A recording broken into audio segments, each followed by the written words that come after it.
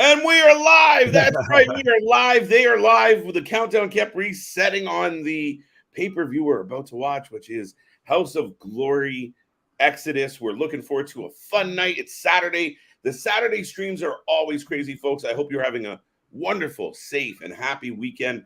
Whatever you got to do to put a smile on your face, I hope you're doing it. We are the Wrasslin for Life Network. We got 2-3 hours of wrestling to go. We're not stopping. We're not going anywhere. Enjoy the show. Strap in, strap on, and let's have some fun. Let's go.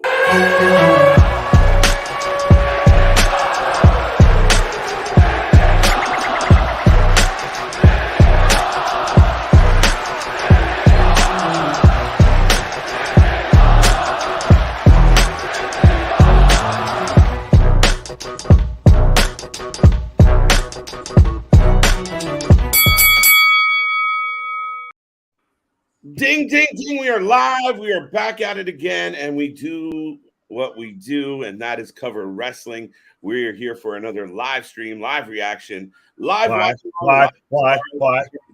party, whatever you want to call it. What? And right now we have House of Glory kicking off. The mighty Monte is on his way to the ring with a crutch and a title, so we'll let you know what that's about. But ladies and gentlemen, as always, I am Mr. Every Night, KJ White, the Iron Man of YouTube, and I am joined by the Master of Mayhem, the What Man himself, the pontificator of promos, the orator of off the top rope, the wrestling Rolodex, the What Machine himself. Now, literally, see, you can go ahead and grab one of these fine, lovely T-shirts, as well as the Mr. Every Night T-shirt and the CJ Brand Cut the Shit T-shirt at Redbubble. How you doing? I'm feeling oozy. How you feeling? I'm feeling oozy, buddy. I can't tell you how many times I watched that segment. Put on a loop, please. Man, I watched it and it was funny, and then I watched it again and it was funny, and I watched it again and it was funny. But yeah, my team Manta is their version of Fuego del Sol, it appears. Damien, how you doing? Hassan, how you doing? Grandma Daisy, welcome back. Chris, what is up? Folks, I hope you were doing well.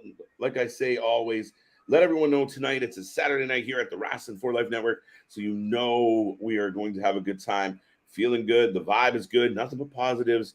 And yeah, folks, we got wrestling coming your way. I'm looking forward to this card. Of course, highlighted by the gentleman on the screen, the Briscoes and Aussie Open will be taking part in this event. Who?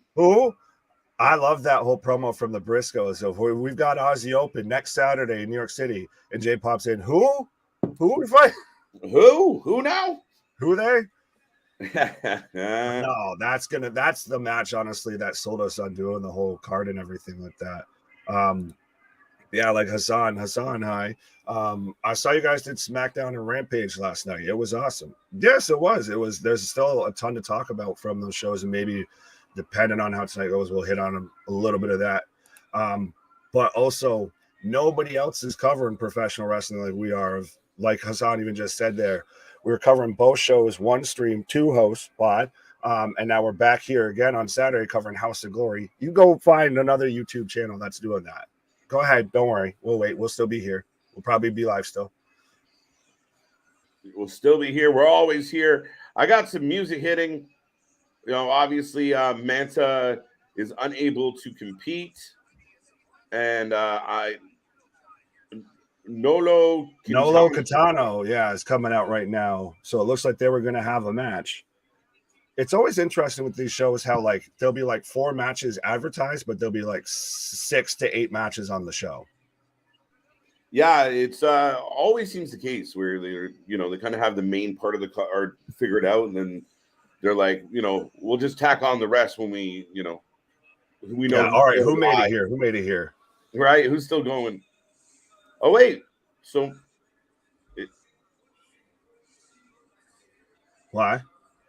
I got the impression that Mente would not be wrestling, but is he going to give it a go? It looked like he was going to vacate the title, but he's since ditched the crutch and is now just standing normal, completely fine in the center of the ring. And according to the gentleman himself, these two gentlemen are best of friends. And this is Nolo's first match in House of Glory.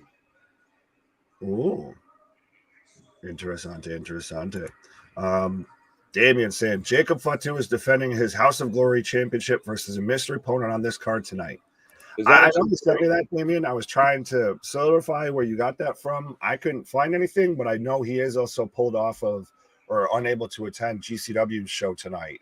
So they've changed that card up. So you might not be a bad shout. It might be happening.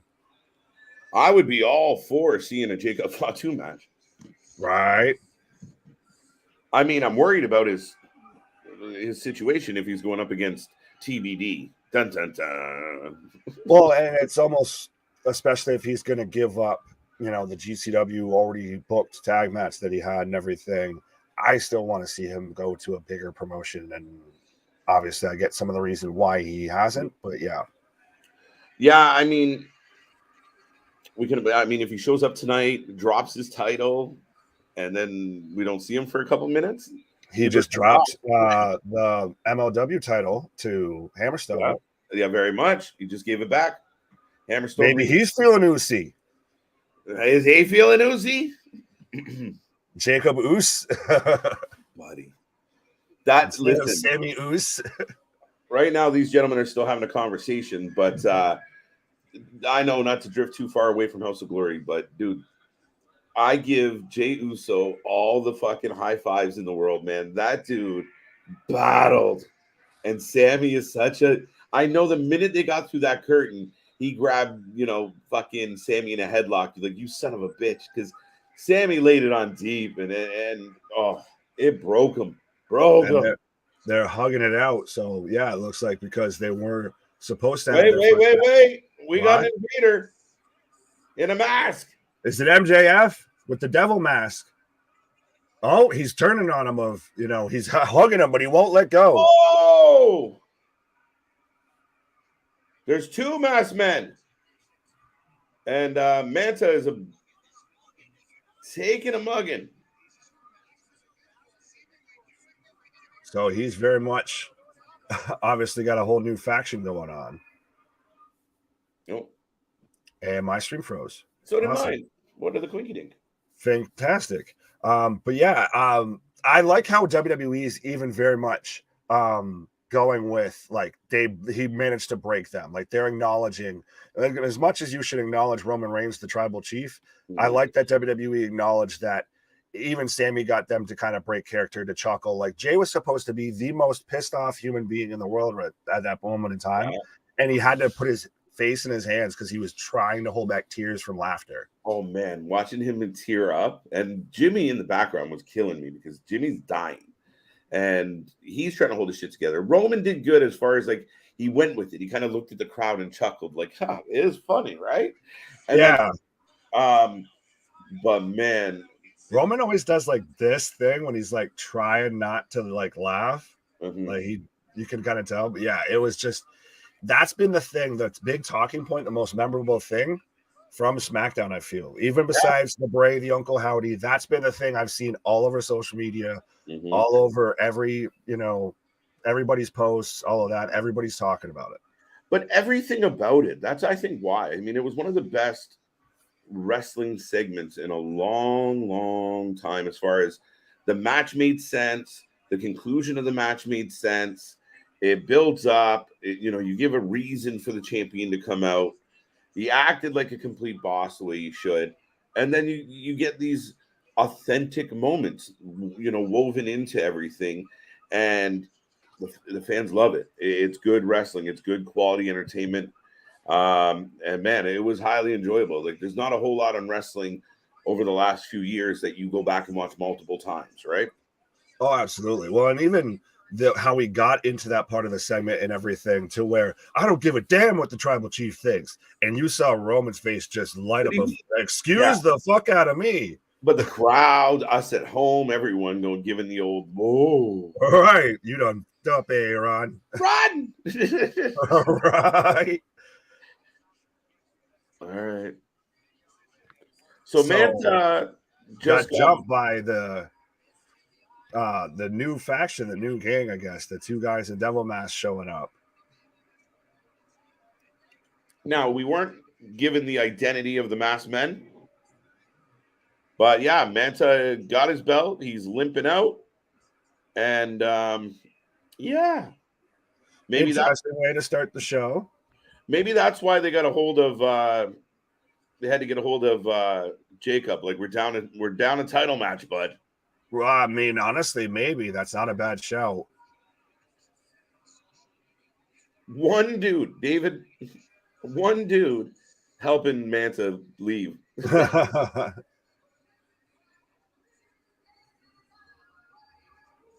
All right. So we're getting the next match. Sorry. The House of Glory announcers in the ring finally getting the action going here. Nick, I have to say, that XPW announcers might be my favorite one though. Oh, really? Was it XPW? Yeah, XPW was the guy that by the night he got drunker and drunker. That man was just leaning on the rope. Yeah, It was just like polluted. coming to the ring. It's like they were doing like a fucking drink every time someone breaks a light bulb fucking game in the back. He wasn't. He wasn't. Well, we've got Brick City Boys coming out right now. I do, but yeah, it's always funny, especially when you cover these smaller promotions, the smaller companies, all of that. And it's not knocking them, but just sometimes the characters that you see, little stuff like that you don't expect. Of, like you were just saying, the ring announcer for XPW pretty much stole the show, just because you could visibly see that man get wasted. Oh man, by the main event when he was just leaning in the corner and I thought somebody was gonna have to fucking prop him up to do his stick. Right. It's can he get through the names? Can he get through the ropes? Fuck the name.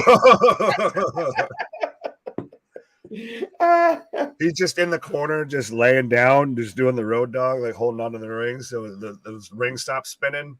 Yeah. Ooh. You'd love it because every once in a while you look up at the audience and know when you're buzzed and you look over at the group of people and you try and like, I'm good. So you give that like, hey, I'm okay. He wasn't okay. Hey, no. The main event. Yes, so my, I guess, official, who's on first, what's on second from the last time we covered House of Glory. Who's in the main event? The main event. What? Who's fighting the Briscoes? The main event. No, we know they're the main event. Right, we know it's the main event. But so we've got the main event versus the Brick City Boys. So if you're watching along with us, or even if you're just watching us, give us your prediction in the chat. Who you taking for this match, sir? Who you got? Yeah, the main event are opening the show. Ironic. Well, are they? They're not technically because we had the whole Manta thing, the praying mantis, the great mantis. I will take main event. Why not? They got a lion. I got to go with the lion. I will just for the sake of it and just to keep with the gimmick. I guess I'm going Brick City Boys then. We them boys. Tonight's going to be about we them boys because I think also the Briscoes take up the win. Yeah, I mean that's a interesting match. What's going on, Thomas? How you doing tonight? How you doing? Lowki opponent tonight, is he a legend? KJ Nick. His opponent tonight is Shingo Takagi. Yeah, no, he's a well-known Japanese wrestler. Absolutely.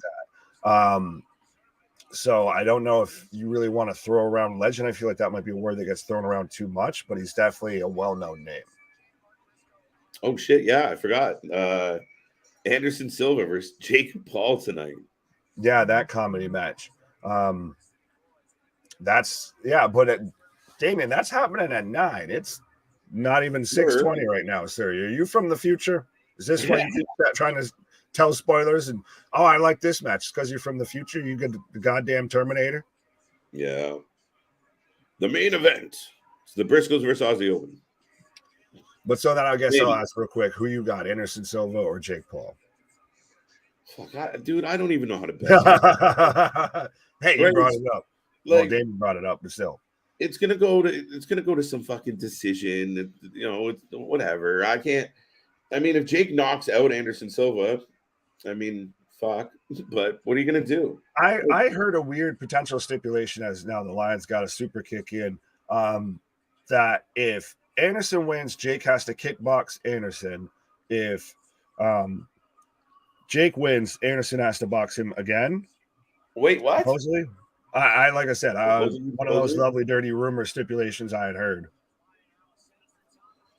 Yeah, I mean these internet matches is kind of how it feels. Yeah, we've got Deji versus fucking Mayweather. What fantasy world are we living in that's a goddamn and professional sporting event? Mayweather's quickly becoming the Ric Flair of fucking Yeah. one more match. Just as long as those paydays keep rolling in, absolutely. Yeah.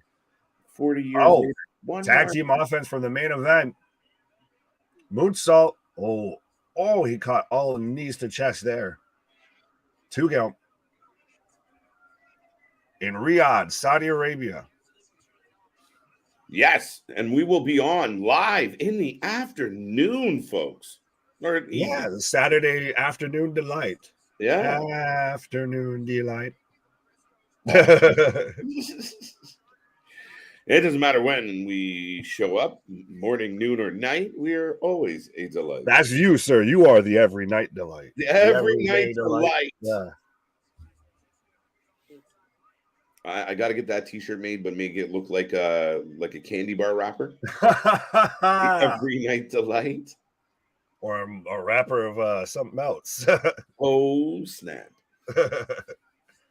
And not a Slim Jim, folks. Not a Slim Jim. Jacob Fatu is defending his House of Glory championship. We got that one, or did you put it in again? No, we got it. We're yeah.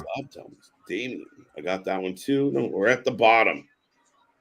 Let us know, folks, if you got a prediction for tonight's opening match, or any match on the cards. Or if you just have something else on your wrestling mind you want to talk about last night, we are here. Let us know. Keep the chat alive. Keep it going. Thank you for joining us on this Saturday evening. Yeah, evening. For once, we get a Saturday evening. Although I like that most wrestling promotions now are moving to Saturday shows versus Sunday, except for AEW. Take note, Tony. That it's nice because you still at school tomorrow. Well, yeah, it's we've been there before. Tony puts on a 7-hour pay-per-view, and then all of a sudden, you're there Monday morning. If you need toothpicks to keep your eyes open, I'm just like, help me. Yeah, I'm curious what Full Gear is like card-wise, but it's. Oh, don't even get me started with that because we've got the whole damn qualifying tournament for the heavyweight title. No, I figured it all out, though. What? Go ahead. So the tournament winner gets a title shot at Winner is Coming. Oh. But still, I mean, again, why not still just stupid? Still stupid. Why do we need this fucking tournament in the place of what's going on right now? It's distracting. I'm not getting into it. I'm not doing it. I was going to say, everybody's probably watching that back now and being like, what are these two fools talking about? But that's what happens at times when you're live, you're trying to catch that, trying to talk to the chat, trying to, host the show and everything. Yeah. I saw the Full Gear graphic. It's a tournament for Full Gear. Yeah, the finals at Full Gear. That's on me. No, but still, the points were valid. Just missed out. Tends to happen more frequently than I'd like. Right. Who do you think wins, Mike Bailey or Willie Mack tonight? Oh, that's a good one. I like Willie Mack a lot, but Mike Bailey's kind of one of the darlings right now. I'm gonna take Willie Mack. I think Bailey's honestly kind of been on a little bit of a losing streak lately. Yeah, true. And I can't remember if I know Willie Mack's either debuting soon or just recently debuted, kind of doing shows with it was either GCW or XPW. So I think that might be leaning more in Willie Mack's favor. Fair enough. Nice show. And by the way, like the X Division tournament they're doing right now, a couple of the matches to start this tournament have been really good. Oh, that X Division is always good. And right now I've got the Brick City crew in control, lying down, getting pinned. 1, 2. Oh, roll up. That's a chubby lion. All I can think of now is the line from The Wizard of Oz. Put him up.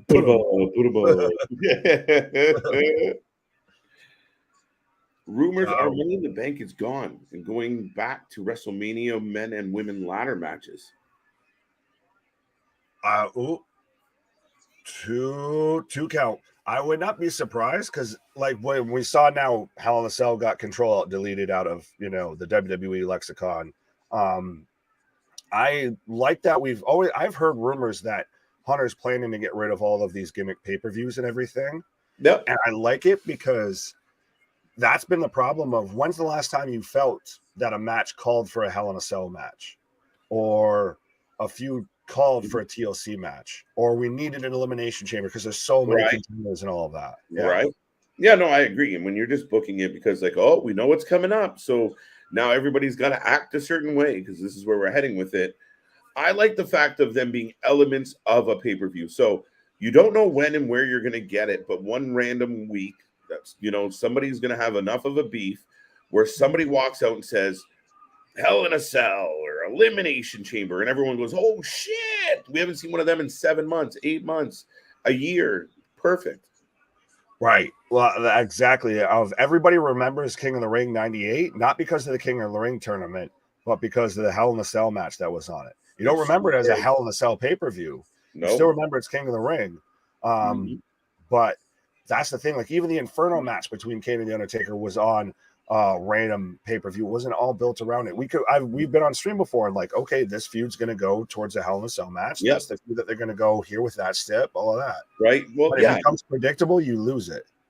Yeah, no, I completely agree with that. And again, when you make them, things like that need to be novel, right? Like you said, like one of the things that AEW kind of, I think, overdid was their violence and their table breaking and their bleeding, because when it's novel, it's exciting. It's Cutter. Yeah. Right. And it kind of goes back to last night, Nick, where like that moment with the Bloodline and Sammy, it was so good because it was so novel. You never see shit like that, right? Like, it's so few and far between. Tope con hula.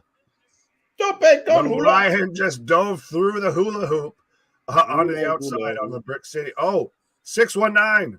Where? How did you? With the top hat, man, styling and profiling. Moonsault. Up top, you might be right here, sir.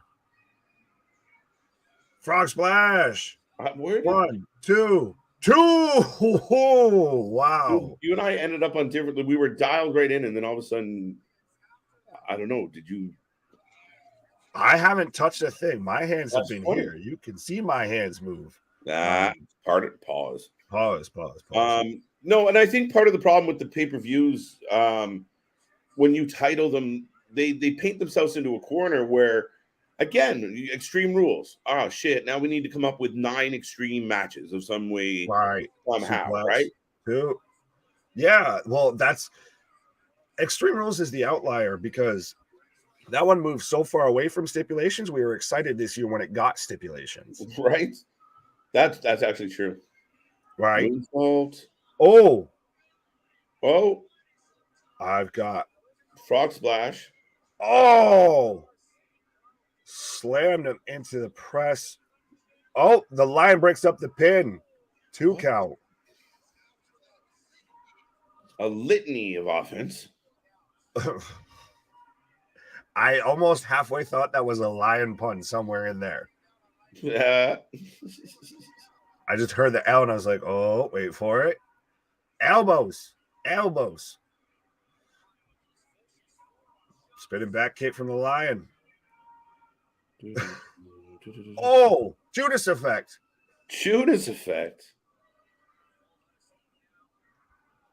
Oh, springboard. Oh, handspring Enziguri. That's for being, a rotund lion. He's very agile. Not bad, right? Right. Let me. Well, and you see the main event showing up like a lot everywhere recently. Yeah. I mean, we've seen them on AEW. Like, trust me, with the amount of shows we cover, whether it be NWA, XPW, GCW, House of Glory, 2, 3 count as they pick up the win. But they've been showing up on a lot of shows that they're starting to get a lot of buzz going around them. Right. No, I completely agree. And I think it's because, at first when they're coming up, they're kind of doing their thing. Oh, we got a winner. Yes. The main event just picked up the win. Ding, ding, ding. All right. Oh, no. Wait. Oh, what? That's so weird. So, so dumb. Oh, you're good. Go ahead. Anyway. But so yes, folks, the main event pick up the win over the Brick City Boys. Again, like I said, like I was saying with Willie Mack and when we were talking about with Speedball Mike Bailey, I think you can kind of see people's stocks and their, buzz kind of fluctuate and go up and down and everything like that. So I think that's when you can really tell if somebody's starting to get a push and everything like that. And the main event's very much been, an indie darling. I hate to use that term because every fucking dirt sheet uses that. But I'm glad that even though I picked against them, I'm glad that they picked up the win. But yes, Chris, how we doing? Ronnie, what up? Boss Monster, where was Boss? Yeah, so David Adams is back in the ring. How you doing, folks? It's a lovely Saturday night. We're here covering House of Glory Wrestling because we're here covering all the fantastic wrestling that's going on in the professional wrestling world.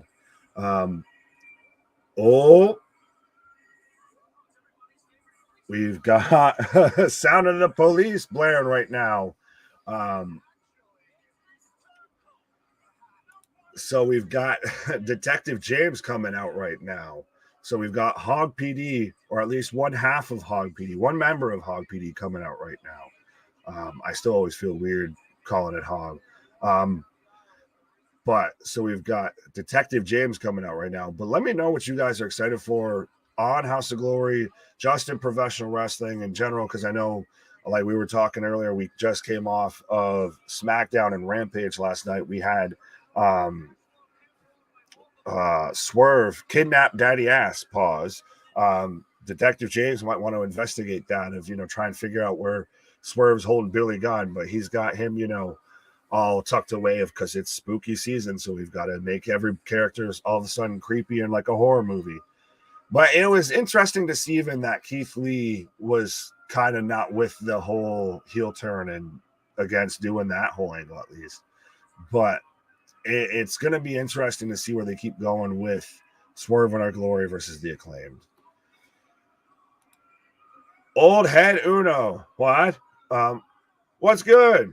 Yeah, what to do? They can do what to do, baby. But Detective James is cutting a promo right now. Who do you think wins? Charles Mason. I always keep going to Charles Manson. That sounded terrible to say. Or El Phantasmo for Crown Jewel Championship, KJ Nick.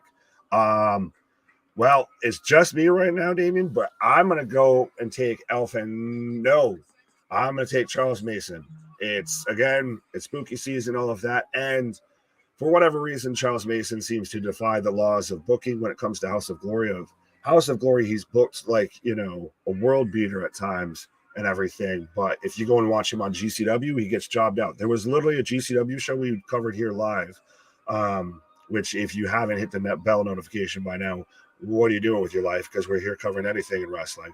But there was a show to where literally everybody, even you watching us right now, even you, and you right there, and you out back there too, won versus Charles Mason in GCW. So it's always hard to predict, I feel, with matches like that, because you see him get booked one way entirely different. And then here he's booked, as the top guy, or at least the top mid-card guy. Oh, and we've got Encore coming out right now. So are we going to get Encore versus Detective James? I'd be here for that. I like Encore. What I've seen of him through House of Glory, I think he's super talented. And I'm waiting, honestly, to see him probably show up in AEW. Like now, I guess Bandito and Joey Janela are. But yes, folks, I will take this time real quick to remind you that we are the Wrestling for Life Network. Oh, goddamn. As I say that, Encore just hammers Detective James. So I might have to come back to my promo here because we've got Encore just hammering, raining down shots on Detective James right now. But so I will take this time to remind you fine folks that we are the Wrestling for Life Network, and it's scientifically proven statistically. I've got quotes from, the great Dr. Jim Cornette and, Vince Russo even, that wrestling actually gets better when you hit that subscribe button right there. So absolutely, be a friend, tell a friend. We are here covering wrestling at a different level than everybody. And we're still adding people to the team, still growing, still expanding, still building the whole network out. So absolutely, you want to be here on the come up, not at the end of the journey. So absolutely, you don't want fear of missing out. So make sure you like, share, and subscribe. Ring that bell notification. And like I said, the wrestling somehow magically, mystically, got that spoopy Bray Wyatt power. It gets better when you hit that subscribe button. I've got Encore right now doing back to back. Picture in picture. We're getting a replay of doing the suspended suplex. Yeah, so it looks like we're getting Detective James versus Encore. So if you haven't given a prediction, let me know who you're taking for this match. I'm taking Encore. I see Damien agreeing with me. Who do you see Jacob Fatu fight tonight on House of Glory for House of Glory, for the House of Glory Championship? If I'm fantasy booking, as I've got Detective James right now going into the chair himself, as he set up Encore for a shot there. If I'm fantasy booking myself and everything for what I would want to see with House of Glory, with everything going on right now in 2020, in October, in New York, give me Eddie Kingston versus Jacob Fatu and shut up and take my money.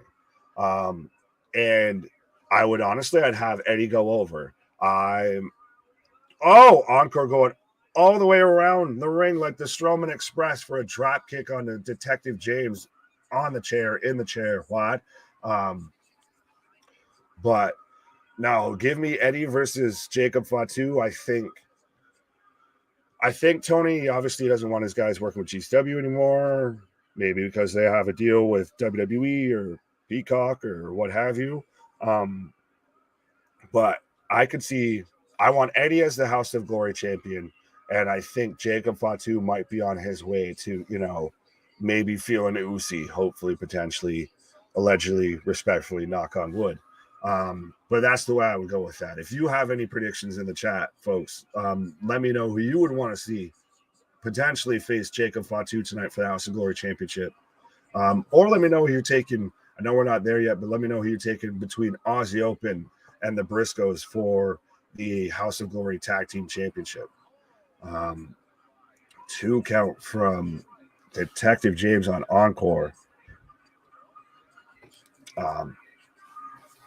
But so, yeah, let me know what you guys got going on, what you're thinking when it comes to professional wrestling. I agree with you, Nick. Eddie Kingston versus Jacob Fatu would be one hell of a match. Absolutely. Well, if Tony really wanted to break out the checkbook and all of that and could actually, make some reasonable sense when it comes to booking and everything versus having Eddie on Dark or having Claudio on Dark or, that superstar or that guy who should be main roster talent. I hate that I'm saying that with AEW. That was a hell of an innovative reverse cutter from Detective James for the 2 count as he had Encore hung up in the ropes. But if Tony could pull his head out of his ass, you could see that on AEW, but it's going to be interesting. It's going to be weird, obviously, because we've even seen the struggles of trying to get the Briscoes onto AEW. Imagine trying to get Jacob Fatu onto AEW because of Warner Media. Sorry about that, Nick. Just fixing a little technical error, seeing if, just correcting my stuff. So back. No, you're good. I got Encore. Did you pick Encore? Yes, sir. All right, I'll go Hog PD. Pause.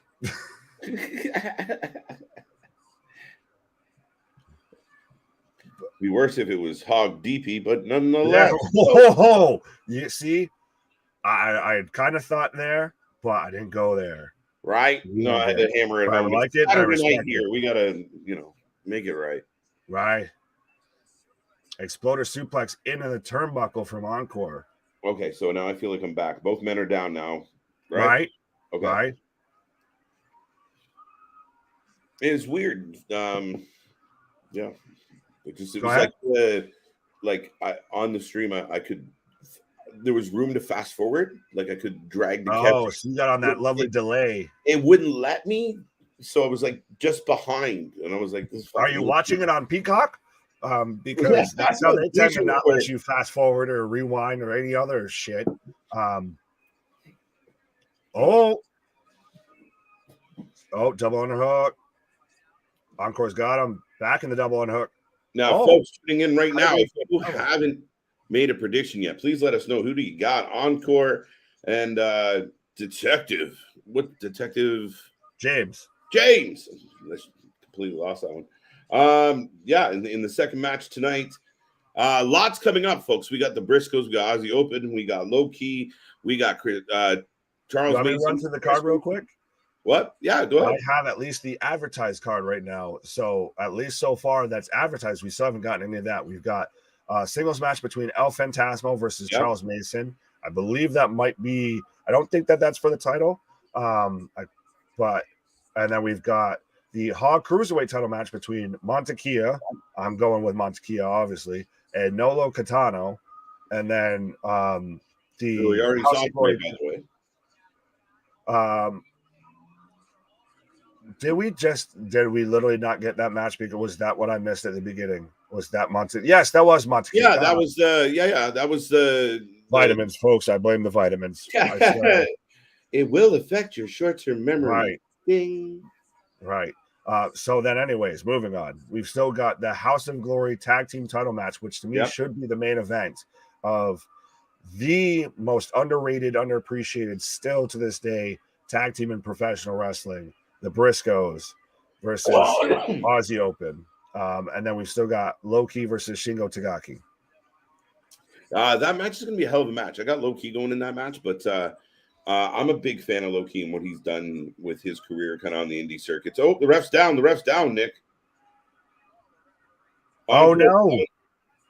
We're calling for a second ref. He dead. Right. Now, folks, if you're just tuning in, don't forget, load up the chat. Keep it going. Anything that's on your wrestling mind, let us know. If you have a prediction for the match, if you have thoughts about the pay-per-view, if you want to talk about WWE, AEW, you let us know. We are here all night long. We're the wrestling friends you don't get in your real life. So, like, subscribe, join the chat. The channel for fans, by fans, 1, 2, 3, 4, 5. Why do you go for the pin when you have a ref? Why did I read off a match that already happened that got canceled earlier? I made a prediction too. You picked the crippled guy. Right. People do stupid things. So what's up, Chris? Hope you're doing well, sir. Encore for the win. Oh, Detective James has got a chair. Now, why is the PD cheating to win? Yeah, ironic. Dirty cop. Or factual. Oh, he pulls the Eddie Guerrero spot as the ref comes zone 2. Now, that's honestly might be more accurate and more factual for the PD to do. Right? Sprinkle a little crack on him. Next thing you know, we're going to hear. Wait, they called it. They called it. I was right. 2-0. Wow, they called it. The ref didn't even just chastise him. Man, not even I didn't see it. It didn't happen. I'm digging this. What's with the Ray-Ban sunglasses? That's what I was about to say. When I literally Oakleys. Why is the ref wearing Oakleys? Why does he look like a center in 80s NBA? Dude, I was gonna say this man's curly man bun and right. This man looks like Joakim Noah as a fucking referee right now. Dude, what was this his name? Man looks like he should have been playing center for the fucking Knicks or the Celtics in the 70s or 80s with his long ass hair, his Oakley's fucking goggles. Oh, is that Orange Cassidy in a wig? What is happening? What the fuck? Is that Orange Cassidy? I think it. Orange Cassidy's sister.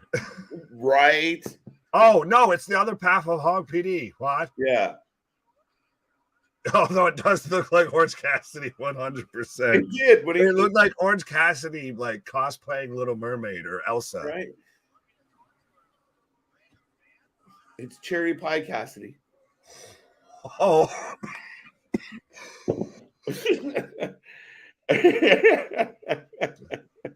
That way too many jokes there. Anyways. Oh! Hey! Idiot. Sir Watkins, sorry. Sir Watkins.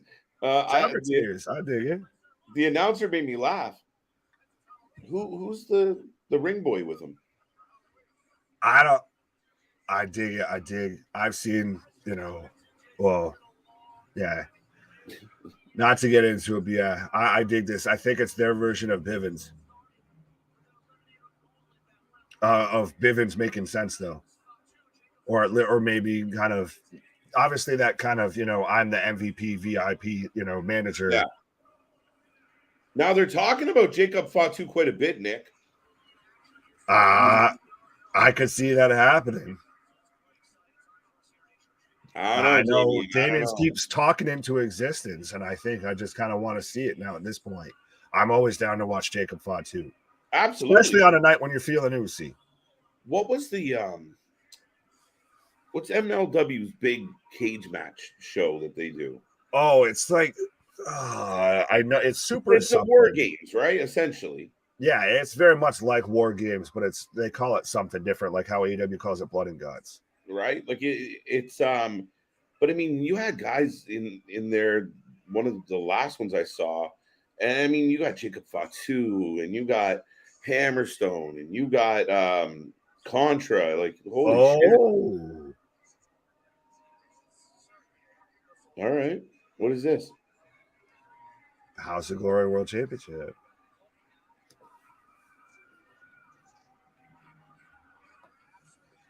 Oh, sorry, it was upside down. Upside down. Let me fix that. Oh, whoopsie daisy. Knock off Bibbins.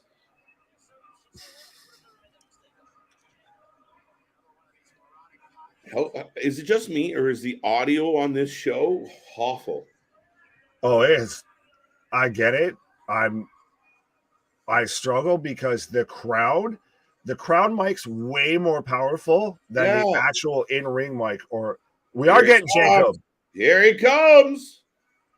Looking so much like Umaga. Umaga is. I still T's and P's, obviously. I wish he was still around. Oh, man. You imagine him being involved with the bloodline shit right now. Or you put Solo and Umaga together. Imagine putting Solo, right? Little Quiche and this man side by side and on a tag team. Or imagine even if initially or at one point, what have you have Roman with Jacob and Umaga at his side. Jeez. How are you gonna fuck with that? Well, that's it. And I mean, Umaga was the perfect, even when Umaga was aligned with like Vince McMahon and others, he was the perfect, like not to make it an obvious pun, but he was the perfect bulldozer. He went in and did his job and he destroyed. Didn't need to say much. I mean, for a while there, he had the creepy manager, but he was just a wrecking ball, and he was perfect at it. This man got a thumb to the throat over as one of the most devastating moves in professional wrestling with the Samoan spike. I'm telling you, I threw my thumb into a lot of throats because of that. Well, and I even think that's and it would be perfect though with the Roman tie-in because wow, dude. What? Charles Mason versus Jacob Fatu. So is this man going to get double up? Squashed in 2 nights? Like, now is this one of those of Jacob can't fly out there or something like that? Can't make the flight. So here, we'll get you on here. Because I feel like if this was planned, you bring somebody in. You make this a big thing. This shouldn't be a last minute situation. It's interesting, but maybe it is because they lost the title match. They were planning to have that Mighty Manta match to open the show or whatever, and Obviously, Maybe. Maybe. But does House of Glory have that much sway on GCW of thanks, but we need him over here? Fair enough. I mean, if you phone over, if you have a decent relationship with them, and say, listen, like, we need. Yeah, can you make this work? We need our GCW. You run shows 4 days out of a 7-day week. Can you make this work? Of letting us borrow a guy for a night? Yeah, and I mean, if he was in a tag match, and I don't want to push down what the match could have been, but he was in a tag match. Here they want him in a title match. I like that belt that Charles Mason has, and that looks like the heavyweight title more than anything. It's gigantic.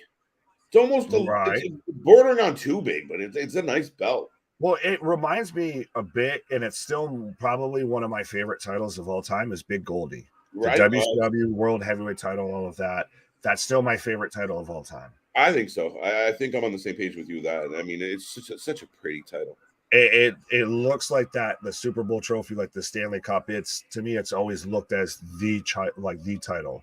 Yeah, and I hate what the WWE overall has done with their titles. Like, the titles used to be unique and represent something and have a vibe, and now they're all just the same. Well, they used to look more like trophies and actual. They have to be championships. Now it's just marketing. It's how much can I have our brand. Oh, wait. Oh, what? Who? What? It's La Sombra. Yeah, a guy that I'm a big fan of, Nick. Go ahead. La Sombra. Listen, this guy's been down south for a long time, obviously with Heritage. So we've seen him in AAA. He was a mask wrestler for a long time. Not too long now without the mask on, but ever since, he's got kind of a new attitude. He's got a chip on his shoulder. He's got that Andrade Escobar vibe. Hell of a wrestler, hell of a high flyer, hell of a luchador. This is going to be fucking good. Let's go. Hey. Yeah, right now he's looking like already coming out with the stomps. Are we going to see Jacob jobbing here? And Lissombra's put on muscle and got bigger with time. Well, I was going to say, he looks like Santana Ortiz. He looks like, he should right. be an LAX more than, Los Ingobernables or something. Yeah, I mean, and he used to have Andrade and him have had some really good matches. I feel like we've probably watched him live before, but we've watched 18 million shows live. So at times people. Yeah, I'm pretty sure he's been on at least a couple, especially because we've done a couple of the AAA shows. But this guy's a vet. He's been around for a minute. So we've got a hell of a world title match going on right now between Jacob Fatu and La Sombra. So if you haven't given a prediction, why the hell haven't you already? And if you haven't hit the subscribe button, why the hell haven't you already? Are you feeling loosey or not? But so I think I don't want to speak for you, but I think you're taking La Sombra in this. Shit. I like La Sombra. Come in and take over Jacob's title. We were just talking about why is this man here when you were already booked. This has been the weekend or like the past couple of days of double bookings in wrestling. Right, Wheeler Yuta? Right, Carl Anderson? So Jacob Fatu rolls La Sombra back in the ring. Dude, I'm pumped. We thought we were getting Charles Mason, but Charles Mason introduces La Sombra. Well, at least it's not Jacob Fatu versus Charles Mason, so I'm fully happy with that. Well, who you taking, sir? I know I put you on the spot. You know what? Just I'm running a risk here. I really think it's going to be Jacob, but I'll take La Sombra just on kind of. There we go. See, you don't expect a real good surprise pop on some of these shows, right? Like it's usually like X-Pac. You're like, oh, cool, but I mean, this was a pretty good pop for me. Well, no, I'm surprised. I'm happy it happened. Honestly, it's one of the first times you're like, yes, I love him.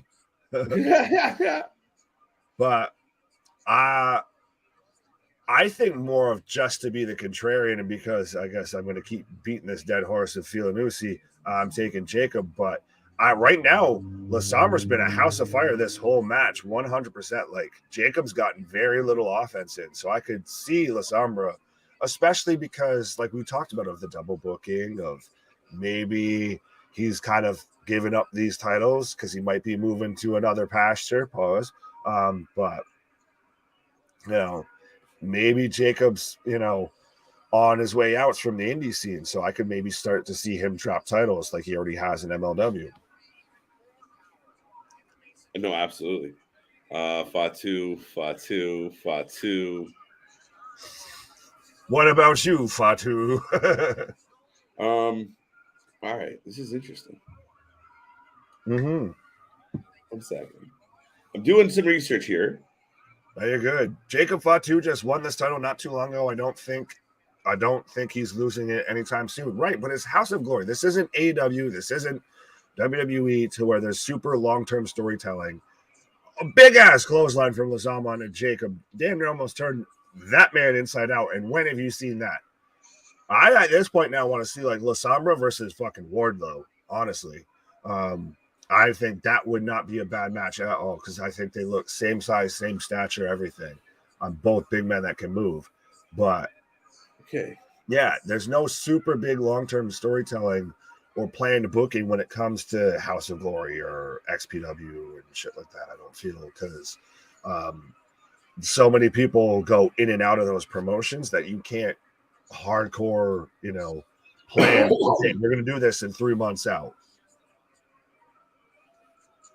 No, I completely agree. I mean, it's got to have some type of angle, direction, some type of feel to it. And I mean, they'll figure it out. They've been doing really well with it. I don't imagine that's going to change. So, what matches occurred already? Christopher, well, you missed what I thought might have happened between Montekia and for the Cruiserweight title, the match that didn't happen. And then we had Brick City Boys versus Main Event, which Main Event won. And then we just had Detective James versus Encore, which Detective James won with the Eddie Guerrero spot. And now we've got, unless I'm missing a match, and now we've got La Sombra versus Jacob Fatu for the House of Glory World title, as La Sombra's going up top, diving headbutt. I hate that fucking move. I hate it with a fucking passion. Okay, so I'm having a moment here. And maybe it's a vitamin moment, Nick. And I know I'm a little distracted here for a couple seconds, but it was bugging me. As I'm looking at this match, Tope! Are we getting a double tope? Tope Fatu! I feel like with a Samoan, I should call it Some instead of Tope. Some Fatu. Sammy Fatu. Then we got there in the end. Sammy Fatu. But anyway, sorry, go ahead. So I'm like, wait a minute. So La Sombra was Andrade. Oh, what? Yeah, Andrade was La Sombra. What in the fuck are you talking about right now? And Bray's Uncle Howdy, and yeah, this is what we're having a moment here now. And Hunico Sin Cara, and I don't springboard somersault. Fatu to 1, 2 count. Explain the statement you just said. Andrade El Idolo, also stylized Andrade El Idolo. Okay, what the fuck? He is also known for his appearances in Mexico, blah, blah, blah, blah, blah, blah, in Japan, pro wrestling as La Sombra, the Spanish word for the shadow. So it was Andrade. So this is La Sombra. And as much as I feel like I'm very familiar, Powerbomb! 2 count. 2. Anyway, it all come together for me in 1 second. Yeah, I was gonna say, well, if I didn't see, and we're back with fucking the weird ass referee. But yeah, if I didn't see Santana injure his knee in the War Games match, I would think that this was him, because, like I said, he very much looks more like a member of LAX, not to profile or anything, than because you said how he has AAA history, CMLL history, Luchador, all of that.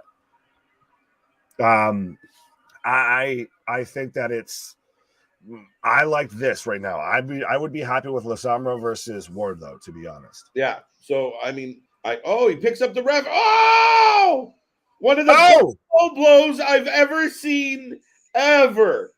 I looked away for 10 seconds and missed it. He just picked Goggles right up, Nick. That doesn't look hard. It looks like a strong breeze might do that. That was one of the best low blows I've ever seen. The kick is up and it's good. Pump handle. Nope. You son of a bitch. Jacob. Pop up Samoan drop. It's one of my favorite moves. One of my favorite moves. Moonsault. I love the springboard moonsault. 1, 2, 3.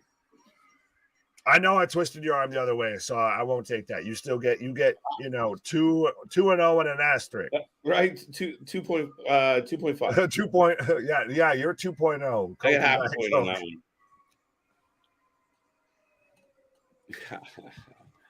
Alex, welcome to the channel. Welcome to the show. Love the Briscoes. That's why we're here. Big part of why we're here. And Jacob Fatu retains the title. Yes. Nice match.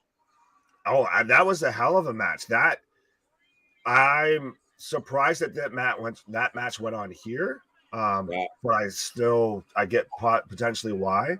But no, that was a fantastic match. It's one of those more of just that it was that good of a match. I want to see it later in the night.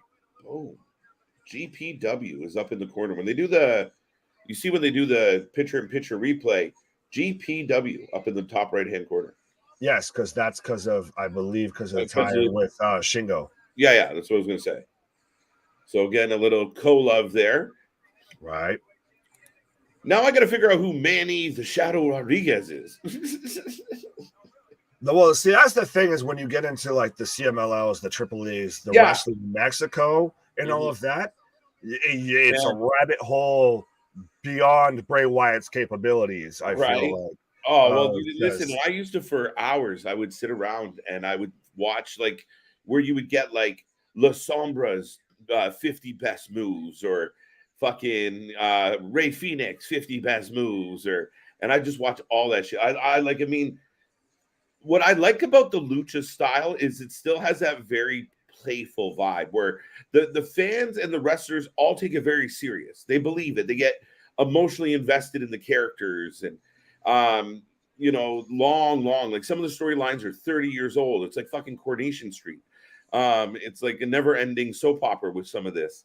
And some people don't like all the high flying and the hijinks, but I got sucked down that rabbit hole where you were kind of watching some of like the European wrestling and shit. I was watching some of that stuff. Gotcha. Yeah. That makes sense. Yeah, I was watching, Progress, WCPW, stuff like that, ICW. It's more the mat-based stuff and everything like that, the technical stuff. I get what you're saying though, to where with like the lucha stuff, it's very, like you said, it's soap opera-y a little bit, but it's very. Oh, we're getting a show announced. Kenta is coming to House of Glory, December 17th. That's what we advertise, folks. Absolutely. Give me Kenta versus Jacob Fatu. What's up? I'm trying to think of the last time I saw Kenta on something. Been a hot minute. Then again, New Japan at times is hard to catch. They pop up at random times because remember that time he beat up John Moxley? It was Moxley, right? He came out at AEW, beat up Moxley, and we never saw him. Yes. But yeah, that lucha style is very, very fluid. It's very fast paced. All of that. There's not a ton of big selling or anything like that at times, but it's very soap opera-y. I think that's where it's got that compelling part. Yeah, I think that's where a lot of the California kids get that, like the no-sell style, right? Because they'll hit a fucking Canadian destroyer into a fucking Northern Lights, into a fucking Michinoku driver. Missy Elliott driver. Missy Elliott driver. No, that's a perfect segue there, because that explains why like the Lucha Bros versus the Young Bucks, no matter what, can have a fantastic match, Oh, because absolutely. they used to working that same style. The Cucamonga kids Right. wrestle that lucha style, but when they go against a team like FTR or the Briscoes or so, that's more that mat based kind of Absolutely. technical offense. It's that crossover at times gets funky.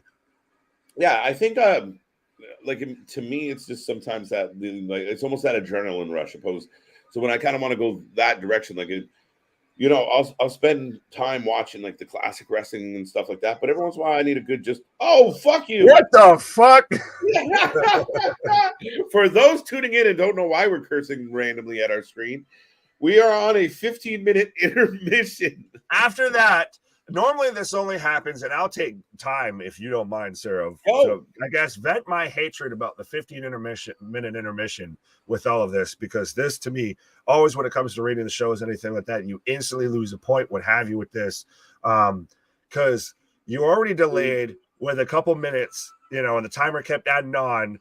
That's why we were delayed going live, because we're waiting for the show to start with your timer. And now normally you have the 15 intermission after a death match or something like that, to where there's nothing but light tubes and shattered glass and blood, guts, and gore and all of that all over the ring. No, now we just had a great title match that probably got the crowd all hyped and everything, and we saw them putter around and everything like that, and now we just get a 15-minute intermission in the middle of the goddamn show. Nothing super exciting going. Well, we just had a super exciting match, and we kill the crowd, we kill everything, kill all the momentum. Yeah, I see that. I absolutely do. I'll take this whole 15 minutes going on about how I hate intermissions. God damn it.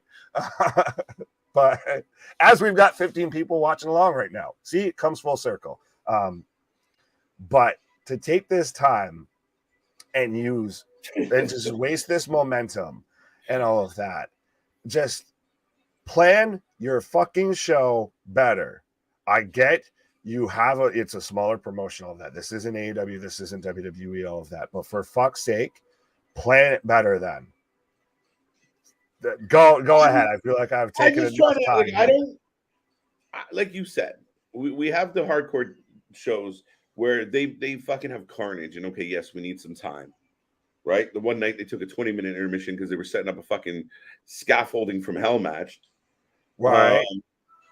We got a Juventud promo that felt like a 15-minute intermission before that. Right. Just air a fucking video package, air a promo, have somebody do something, replay a match from there was the one show that we watched that they replayed an old match. Yeah. It was Wrestling Revolver. They replayed an old match. That was a great match. Shout out to Revolver on that. I thought that was a nice move. Of like, here's a dark match. We watched Swerve versus Athena. That's right. To build up for the match that was coming later in the night. Right. I mean, that's a good move, because again, you just put that on and everybody sweeps up and the fans are still kind of entertained. And a lot of them probably didn't see that match. Right. Exactly. Especially if you're getting people to tune in, this is your prime time, intro to the world, what have you. This is your pay-per-view. This is what's showing up on FITE versus, YouTube, Twitch, whatever way you want to try and get your out there. To sit there and, especially after a world title match and everything, it does an intermission every show for autograph signings. I did not know that. Well, guess what? When you can do that before the show, after the show, God damn it. So is that what's happening right now? Is like does everyone in the locker room just come out and just go and just line up and everything? You know what I had to do when I wanted an autograph when I was out at a concert and everything like that? I had to sit there and miss part of a fucking band performing because I wanted to go and meet the other band and everything and get an autograph. Yes, this is old man yells at cloud. I don't give a goddamn. Right. But it's poor production. I know I'm Jim Cornette on my soapbox here right now. No, I agree with you. I don't understand the purpose of this 15-minute break. You're only what? Essentially we're 3 matches into the night. You're an hour into the show. I've enjoyed it. I mean, I wouldn't say that anyone here, me particularly, is like, oh, this sucks or this is slow. But what is the purpose of this 15-minute break? Now, if we come back and there's a cage in the ring, could they have not done something? Could your commentators not stand by ringside and talk about whatever they're up to? Or, there's got to be something. They sold better when Hangman got knocked out and concussed by Jon Moxley better than any sort of 15-minute intermission will ever fucking do for anything. So sit there and just run through matches you got coming up. For Christ's sakes, you just had Kenta advertise for your next show. Have your commentators, like you were saying, sit there and talk about Kenta and do a whole fucking promo. If they can't do something like that and kill 5 minutes, Christ, then why are you paying them? I've sat there and killed 5 minutes at least or more of this, just talking about how much I hate intermissions.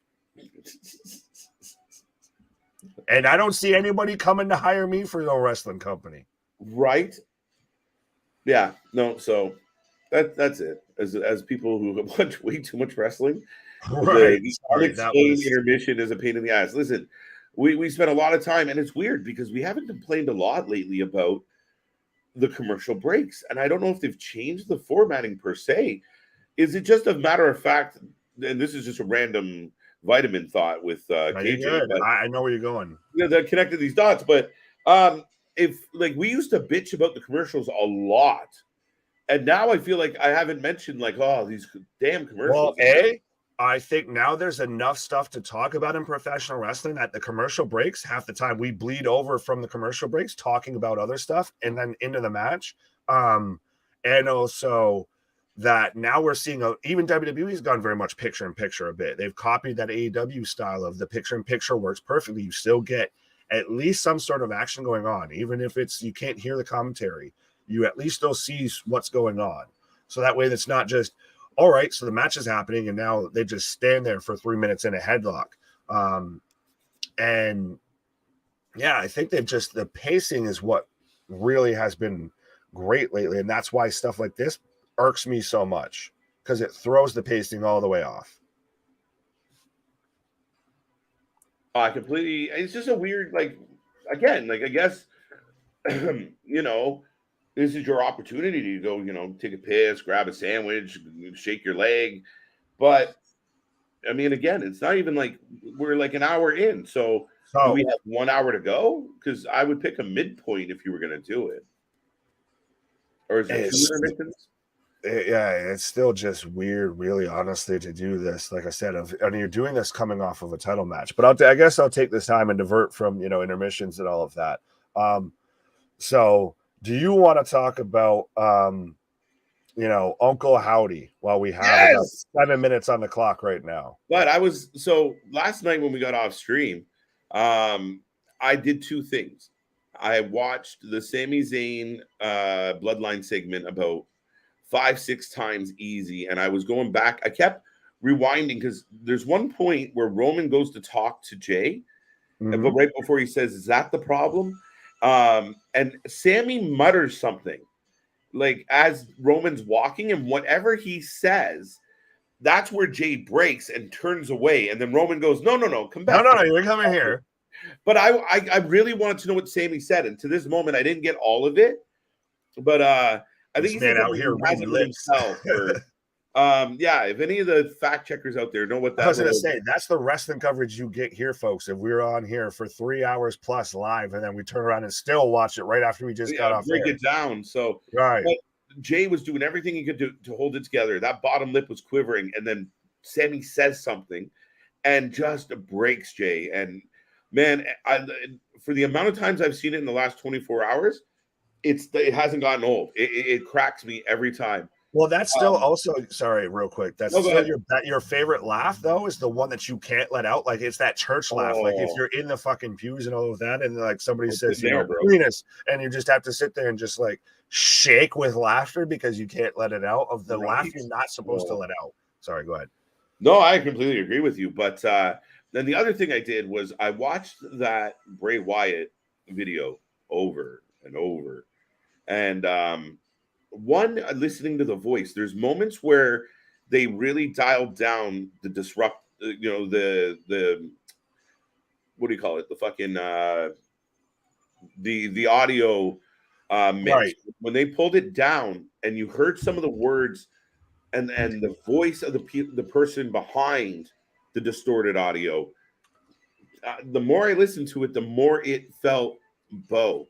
Going back to those promos of like, you need to believe, and it was just, he has a certain cadence and tone that the more I heard it, the more I kind of felt like I was hearing that. The other thing, then I said it to you and CJ last night, and actually today I thought it was funny because a lot of people reported on it. Was Right. right? So the crucifix earring, where if you guys remember when Bo was being badass Bo, and he had the genie, Yeah, and the part glove, of the Team Miz there. Sorry. Yeah, no, I completely agree with you. So, he has the crucifix earring. Uncle Howdy last night has a crucifix. The other thing I said while we were live was it looks like Uncle. It looked like, and I remember I was stumbling to figure out the name, but Uncle Barry. Right, Barry Windham. Right. Yeah, it's funny though. Again, though, that's why you want to hit that subscribe and that bell notification and all of that. Because it's funny to see stuff that we're just kind of throwing out there and kind of picking up on because we're here live covering everything, and then the next thing you know, we go on social media the next day and everybody's running with like, wait, we were just fucking talking about this. What the fuck? Yeah, right. So I mean, yeah. Well, like I know you mentioned the earring thing, and I'm like, wait, how do you remember what Bo Dallas's earring looks like? You got something you need to tell me? right. But no, now that well, and what happened with that was I googled Bo Dallas. Pause. Mm-hmm. And in that process, I still think you saw kind of NXT Bo, and then you saw the Bo Leave look that he had for a while, but then remember he was part of that Miz Taraj. Yes, there we go. That's the name I was thinking. And there was the Miz Taraj pictures, and he's got this dangling earring. But I had just been watching the video over and over, so I'm like, wait a tick, and so, sure enough, and that again, are those red herrings to like sniff you down a certain way, maybe, or is those little teasers to have smart marks like ourselves going, I think we know what this is, and it makes us want to see it. Well, see, I'll go this way with it, and I know you've been on the Bo train, not the Ho train, not to get confused with the Godfather, but the Bo train for quite a while there. And I'm fine with that. If you want to do a brother versus brother story, that's fine. Do that. To lose me with the prosthetics, that was weird. It's really, to me, they need to start pulling on some of these threads and bringing them together. We've got a bunch of bits of story here. We've got Wyndham Rotunda coming out and cutting a promo, on his big return and everything like that. Then we've got him backstage saying he's just a servant. He does what the circle tells him to do. We've got, him debuting in the mask that then is now talking to him, through the video. Sammy says it's okay. It gets us all sometimes. Yes. But he does that stupid look on his face, man. That's what gets me is Sammy's face. When Jay has to do this, I'm like, oh, he's broken. Just gone. Well, Jimmy was back there dying. He was trying to move behind Roman. He was going so far away. He would have been in the front row by the end of that segment. If that segment would have gone on another minute or so, he would have been in the front row trying to hide from him showing his laughter. Right. Paul, I believe, held it together pretty well. They didn't show Paul, so he got out scot-free. They didn't show Solo at all either, but Solo didn't move. Right. When you did see it. But I think they need to start tying some of these threads together when it comes to this Bray story of you've got way too many bits here, there. Like I said, you've got everything that seems like it halfway makes sense, but it also doesn't make sense. So it needs to start pulling it together, or it starts getting. Sorry, go ahead. No, I was just going to say, Nick, you're like to add to your point of it's almost like when the carrot on the stick gets too far away, when you lose sight of the goal. So when we're completely kind of like at a loss of like, what does all of this mean? You feel a little distant from the destination that you're heading for. So the breadcrumbs got to, like you said, pull you a little further or shed some more light on where are we heading with this. But I do believe, I said this to you off stream, it's a bit of pandering because we need to get past Crown Jewel, which I don't believe why it's going to be involved with in any way, shape, or form. And that's fair enough. And I second that a little bit, but it's still one of those of if you are going for a spooky character or a character with some mystical powers, all of that in professional wrestling these days, you either have to 100% nail it or it starts to become comedy. And that's where I'm worrying we're tiptoeing towards that line a little. Not saying outright, but I'm saying like the prosthetics and everything like that. Like you, Yeah, I that's think it was creepy enough, and I mean, you understand that I believe that prosthetic's going to come off. Like, if oh, I that get was if that. that was the character that we were getting. Now, here's a theory: you want the Firefly Funhouse, right? Mm. What if a couple weeks from now, coming out of Crown Jewel, so say next Friday, Wyndham comes out, starts talking about Uncle Howdy, and if you do think about it, if it's his brother behind the mask, now we always said there's a faction, there's a Wyatt Six. Right. What if it's Bo as Uncle Howdy and he has others involved? He's the one with a little crew. Fair enough. Right? Fair So then enough. it It becomes could be that. the Wyndham Six, what have you. But we Oh, are back from action. But I'll say but, this real quick, and this is a moment that I had earlier, just wait, in thought. before I lose mine, just real quick. Literally, if you have if you line up Bray versus Bo, and this all plays out, and this is how he kind of comes to terms with that's who's calling him a liar and that who wants to X him out. But what if we get that Firefly Funhouse music hits? We're And then really the glad puppet or different puppets are there, Uncle Howdy and this one and that one, and it's Bo is the host. All you gotta do, remember, kids, all you gotta do is Bo Lee. That's not a bad shout, actually. It's a convoluted way to get there. That's the thing as I worry with this. Is I'm worried that's the thing is I think, and I'll say this as we're getting, I think, a women's title match right now coming out. Mm-hmm. But I'll say this real quick and I'll cut back and forth here. That I worry that this, because this is 100%, we're getting Janai KAI right now coming out, but I worry that this is 100% Bray's creative, Bray's booking, Bray's thought process, all of that I wonder if maybe it was, and I'm not saying anything, I just thought it, that maybe it was Vince and Co. restraining Bray and kind of helping keep him within going too far with this. Because like I said, I get the prosthetics are coming off. I get that we're not going to hopefully ever see someone wrestle looking like that in a professional wrestling ring in WWE in 2022 or 2023 or ever. But I feel like it's getting to the point to where it's spread so far and spread so thin that it's starting to turn in on itself. People are starting to lose that interest on it. Like I don't know if people are doing that yet based on the social reaction that I saw and based on the videos that I caught today. I very much see a lot of Bray Wyatt fans are still very into it. What got shared more today though? Sammy and the Bloodline or Bray Wyatt? I believe it would be Sammy, but I think it's neck and neck. Significant. I think it's significantly one way as we've got Violette coming out right now. I think it's significantly one way, and I think that I don't want to say people are turned off from the whole, Uncle Wyndham or Uncle Howdy thing, all of that, but I think it's reaching that tipping point. We're seeing the iceberg coming. The way I see it is like this, Nick. Next week they have a unique opportunity. One of two things could happen. I'll give them a mulligan next week based on a pre-tape show. They're not going to give too much away. However, with a pre-tape show, they can edit in a Bray Wyatt segment that nobody's seen. If it's very true. So that's an interesting dynamic to this. So we'll see what we get next week, but I'll give them a pass if not much. That next Friday, like after Crown Jewel this weekend, or next weekend, sorry, that's where I want to see something.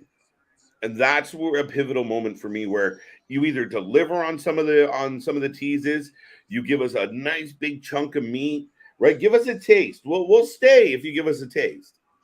Right.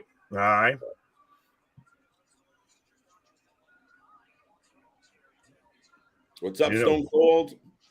Yeah, no. See, I'm the Stone Cold around here. What? What? I got a shirt. You ain't got shit. What?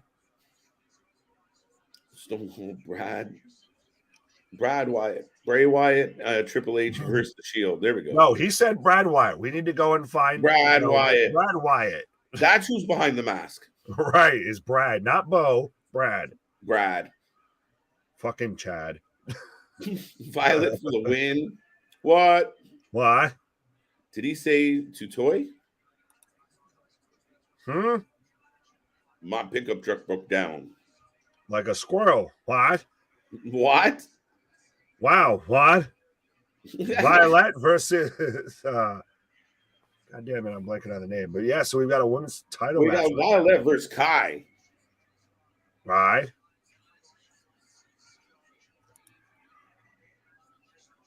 Who you got? Notable match with Jade Cargill, by the way, for Kai. Oh, again with like the main event, like we were talking about before. She's one that I've seen Around. because I try and peruse the indies and all of that, or at least catch a bit here, catch that kip here, that gift there. Of you see her pop up quite a bit.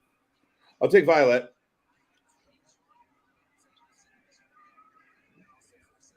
Fair. Okay, so then I'll take Kai. There we go.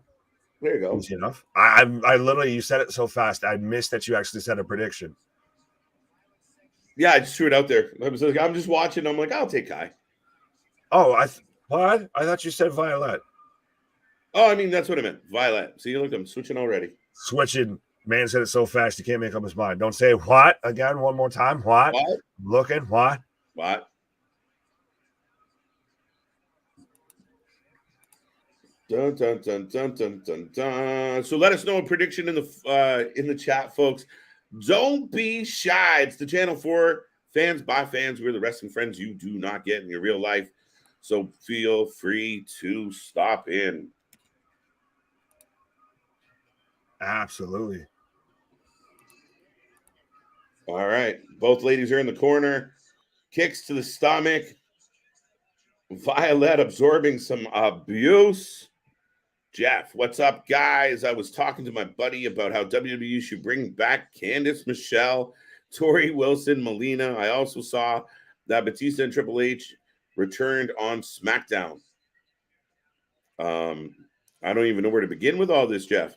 I feel like it's a lot of it dated. Tori Wilson, I don't know. She's doing her own thing. She's gonna pass that part. Melina, I saw Melina in Impact. I might argue that some of Melina's best days are behind her. Not bad. Candice Michelle, meh. Batista and Triple H return on SmackDown. I don't know what to tell you about that one. That was the Glory Women's division, has some decent wrestlers. Damien, I agree. And I mean, the tricky part, I don't know if it's the tricky part with House of Glory, you have so many wrestlers in both divisions that are in and out, that they do have an opportunity to kind of, you see Violette on a good run, and she's taken on some people, some wrestlers that have just come in for one night only, and it's a really good chance to amp up and push up your talent. So House of Glory has done really well bringing in talent for that reason. But right now I have Kai in control. She's working the arm. The champ is down. And again, if you haven't made a prediction yet, let me know. What's your Halloween costume? Dude with a microphone. Hey, Jeff, my Halloween costume is a beer. Interesting. What kind of beer? What? That's on YouTube. Batista and Triple H coming back with Roman. What? Jeff is enjoying Halloween. All right. Line her up in the corner. Misses the big kick. The Haluva style kick. See what we got. Big clothesline. Another flying clothesline. The champ is up and on a roll. Big kick to the stomach. Reversal. Big boot. Back out. Drop kick from the second ropes, folks. And once again, don't feel shy. Light up the chat. Let us know how you're feeling tonight. We're rolling all the way through to the end. Another wonderful Saturday night full of wrestling action. We just had Jacob Fatu retain his title against La Sombra, which is the Shadow.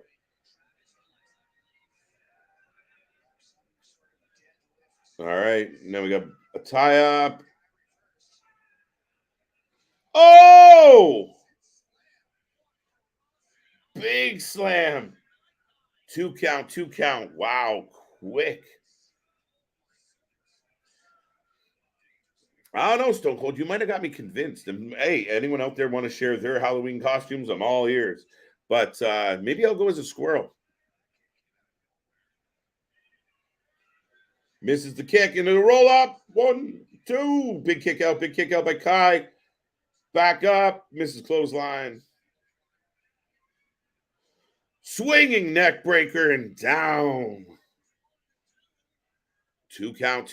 Frank Sinatra, Jeff. Yes, I did know you mentioned that. That's a great costume. Great choice.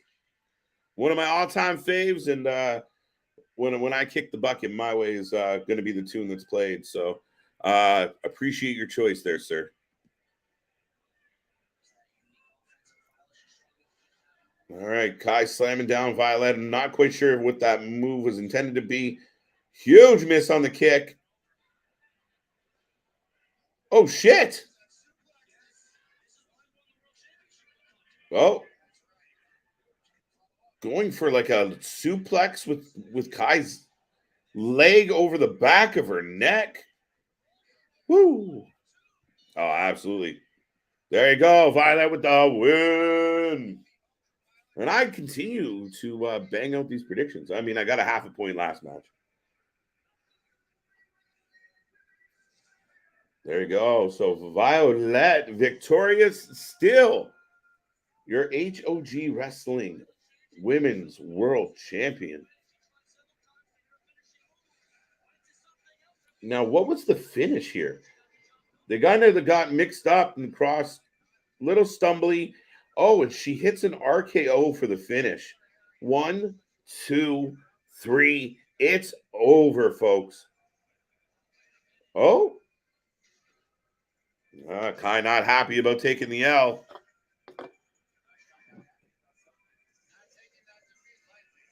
Cheers, folks. All right, I will take this moment to remind everybody, and I know most of you out there already know this, but we are the Wrestling for Life Network. My buddy Big Nick's taking a break. Big shout out to CJ and Ashley, who are out doing their thing this Saturday night. But Nick is on a pause for the cause. Beyond that, we are rolling through House of Glory, Exodus. It's been a good show so far. Quite entertaining. I know Nick was mad that there was an intermission, but that's all right. The action is back and we're going along. But, folks, we will be back all week long next week. Big week. We have the last live show before Crown Jewel. That's Monday night. Technically, your live go home show for Crown Jewel. NXT will be interesting next week. We have Wednesday. We have another Dynamite. Good to go. We'll see what that brings. Lots of, what do we just add? Lee Moriarty versus John Moxley. Yeah, I don't know what else we got going on, but it's going to be a good night on Wednesday. And then we're right through all the week. We cover the wrestling like no one else. We will be here live for Crown Jewel. Never know what else we're going to do, but hold on tight. I know over the next few weeks, the weekends are going to be packed with wrestling, and we got a lot coming your way. Plus, we just added Miss Ashley. Plus, we're working on some other things. Some more original content coming your way. You know, we really focused on these live streams for quite a while with a 3-man team, but now we build the team back up, and we're really, here we go. We know this.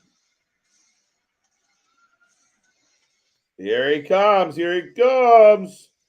Oh, the Phantasmo of the Bullet Club is on his way to the ring.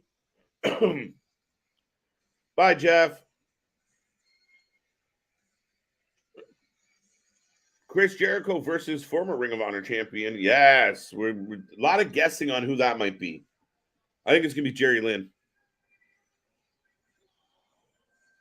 All right, El Phantasmo all lit up. Speaking of Jericho, but another good old Canadian wrestler. Can't complain. But yes, folks, we are here all week long. And we'll remind everybody, if you're a fan of the show, if you're a fan of the streams, if you want to show some love, you want to show some support, go over to our friends at Alt Wrestling Tees. Get yourself a What t-shirt in honor of Mr. Nick. Get yourself a Mr. Every Night tee. Or get yourself a Cut the Shit tee from our boy CJ.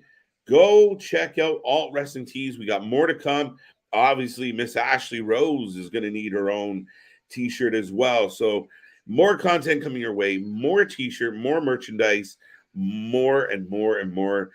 As Nick says, big things popping, little things stopping. And that is what we're doing here at the Wrasslin for Life Network. So we thank you for joining us on this wonderful weekend. I don't know about your neck of the woods, but our neck of the woods still getting seasonable highs. So winter seems to be slightly delayed, and I don't believe many people are going to complain about that. But right now, I got El Phantasmo in the ring, and out comes Charles Mason, who we already saw earlier tonight introduce El Phantasmo. Not El Phantasmo, La Sombra. But Charles Mason has been in a lot of places. We've recently seen him choke out Ali Catch. He's infamous for using the piano wire. And he's run amok through the indies as of late. He's built himself up as a pretty good, solid, consistent heel. His ring attire is very much like Corporate Corbin. And he's got a very pretty belt around his waist.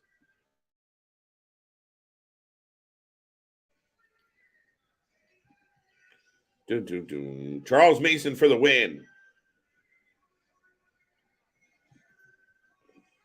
There you go. It could be arranged. Anything's possible, Jeff. Charles Mason for the win. We got NWA Revolution November 13th. NWA Hard Times 3. Listen, I love the NWA pay-per-views, Damian, and you've watched several with us. I know you have. I'm looking forward to Revolution. I'm looking forward to anything they do. GCW's got a lot of events coming up as well. Of course, we got Crown Jewel, we got Survivor Series. Even heading into December, we got the Ring of Honor, we got NXT with another pay-per-view. I know Wrestling Revolver's got some stuff coming up. We are not going to stop. We're going to cover as much as we possibly can. And we got lots of exciting things coming your way from this channel. And I'm extremely excited. And I mean, for a guy who's, kind of done this on a pivot, did it on a whim, had some no score. Thank you, Mike. Keep me updated. Kind of did this on a whim and had some really great people help me get this off the ground. And then, grinded through and we're having a lot of fun doing it. We, bringing on CJ and Nick and just the rhythm and the groove of the channel now. And looking forward to, what Miss Ashley's going to do for this channel as well. We're happy to have her, and I think we're not done yet. So it's been an absolute delight from my standpoint to do this and to find family to do it with and to do it on such a grand level. So thank you for tuning in. As always, this is a Saturday night stream. It's fun, feel good vibes. Clearly got me the touchy-feely emotional side right now. No, but Charles Mason is lining up against El Phantasmo. If you're just tuning in, make a prediction on who is going to take this. The Leafs are good at pulling Jey Uso, getting... You shut up. They're not Usi in the playoffs. They lose their Usi in the playoffs. It's a fact. That's why you are the every night delight. It's true. It's not just why, but I do appreciate that. The Slammy Award Impact. Please, Randy Orton, return to SmackDown. It's on you. Jeff, I don't know what the fuck you're talking about, buddy. I appreciate you being here. I'm not sure what planet you are coming to us from, but thank you. Mason, nice. I got Mason as well. Big Nick, I know you're listening. I'm looking forward to watching some more Wrestling Revolver. Listen, if anyone out there doesn't know much about Wrestling Revolver, check them out. They're growing by the minute. I've liked their shows. They're stacking them. And they're putting on really, really good shows with a lot of decent names, a lot of big names, and I've really enjoyed what they've done as of late.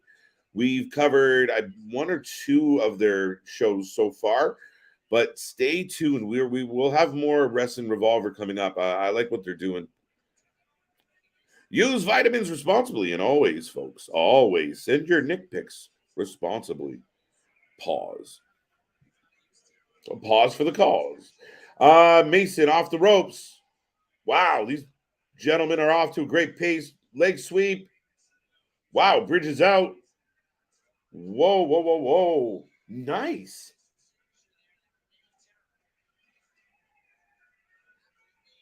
Nice back and forth. Nice transition. And the ends Mason gets a submission on, but El Phantasmo grabs the ropes, and we get a break. And Mason's got a bit of a smirk on his face because he gets the better of that exchange. Great pace to start this match, ladies and gentlemen.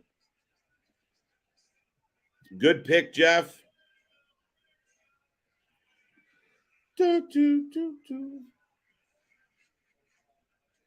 like El Phantasmo. It was weird because I was calling Legado del Phantasmo, El Phantasmo, and people were looking at me funny. Like, that's not El Phantasmo, KJ. I know. Oh, 2 count. Lion salt. Wow, big kick out by Mason. Like I said, Mason's done extremely well for himself in 2022. I do believe he was out a little bit with injury, but since returning, he's popped up on GCW. He's popped up in other independent shows, and yeah, really has this gimmick. Coming out with the piano wire, jumping a lot of athletes, male or female. Really garnered a lot of heat. But titty twister. El Phantasmo holds up and throws in a titty twister. Can't get mad at me, folks. That's what they call it. I don't know what to say. Oh, Phantasmo off the ropes. Down in the middle, up to the top. Gives us a little Pee Wee Herman. Pause. Kick in the face. Oh, he's walking again. All right, this is a bit much. Dancing on the ropes. Now he's on. Oh, all right. Oh, and Mason had enough of that shit, and I don't blame him. Tequila. But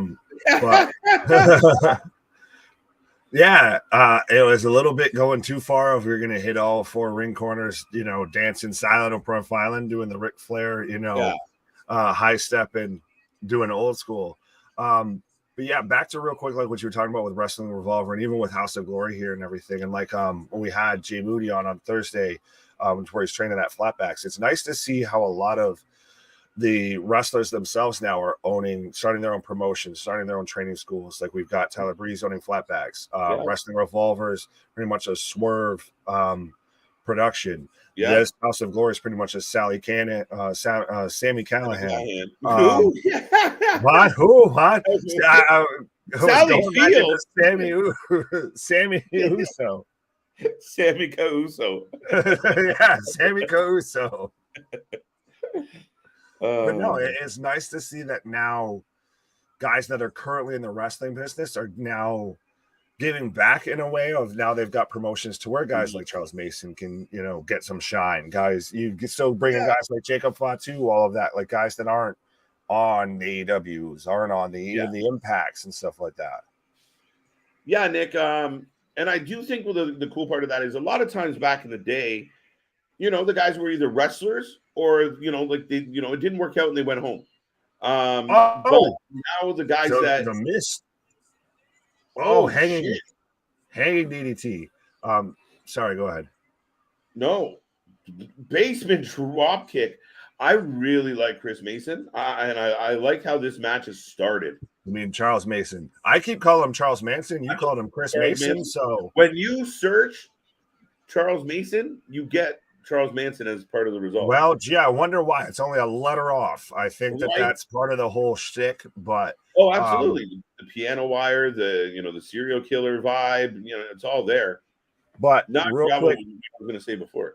I was talking about how the wrestlers now own a lot of like these kind of smaller promotions and everything like that, and how they're giving back. If you want to touch on that, Oh yeah, that's what I was going to say. Is it's nice that they don't just like, I mean, some still do, but a lot of them have. They don't just retire and go be, you know, appliance salesmen. They you know, they stick they around. don't do 10 broken bitter shoot interviews. Well, some of them still do. Hi, Ryback. Yeah. But Those you are have. tweets, not even interviews. Oh my god, the guy just doesn't stop. But yeah, no, I like the fact that, you know, again, and you know, with high praise and a lot of respect, they're highly invested and involved in the business, and I like it. And the coolest part of all of this, I think, as we've blown through 2022 here, Nick, is that so like Fight TV. Now we're talking about other streaming services upping their wrestling content, where you really can watch just about everything and anything within reason, live. They're like, you know, House of Glory. We watch Battleground Wrestling, fucking Western Revolver, XPW. This is shit we'd only read about before. Right. It does get a bit into that situation though now, especially with doing what we do and everything like that. That now that there's so much, and I do like, as much as we even bag on like AEW and stuff like that, it's helped raise that, you know, whole ship for professional wrestling across the board with getting eyes on it. But now there's so much wrestling. It's like, how the fuck do I keep track of this?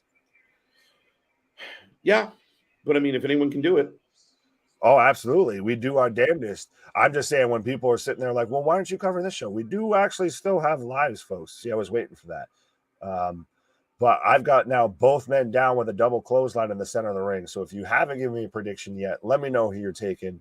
But yeah, at times I know, Damien, you're, you know, constantly hit me up of like, you guys should cover this, you guys should cover that. And there's some of it, like obviously with tonight with Briscoes versus United Empire. Absolutely. Sign me up twice on Sunday. Thankfully, it's on a Saturday. To cover and react, watch that, hang out, you know, spend some time with everybody and all of that. But there's just like, there's so much wrestling, folks. But we do our damnedest. But I've got Phantasmo right now going up to the top rope, doing the Zoidberg elbow. For any Martin Kirby fans out there, absolutely. Doesn't do the elbow, but does the knee drop instead. But going back to, I guess, my taste towards the European style of professional wrestling of Martin Kirby used to have the Zoidberg elbow. I wish that man got a bigger shine when it comes to the U.S. Mason with the 19. Was going for the 1916. Now we've got a burning hammer.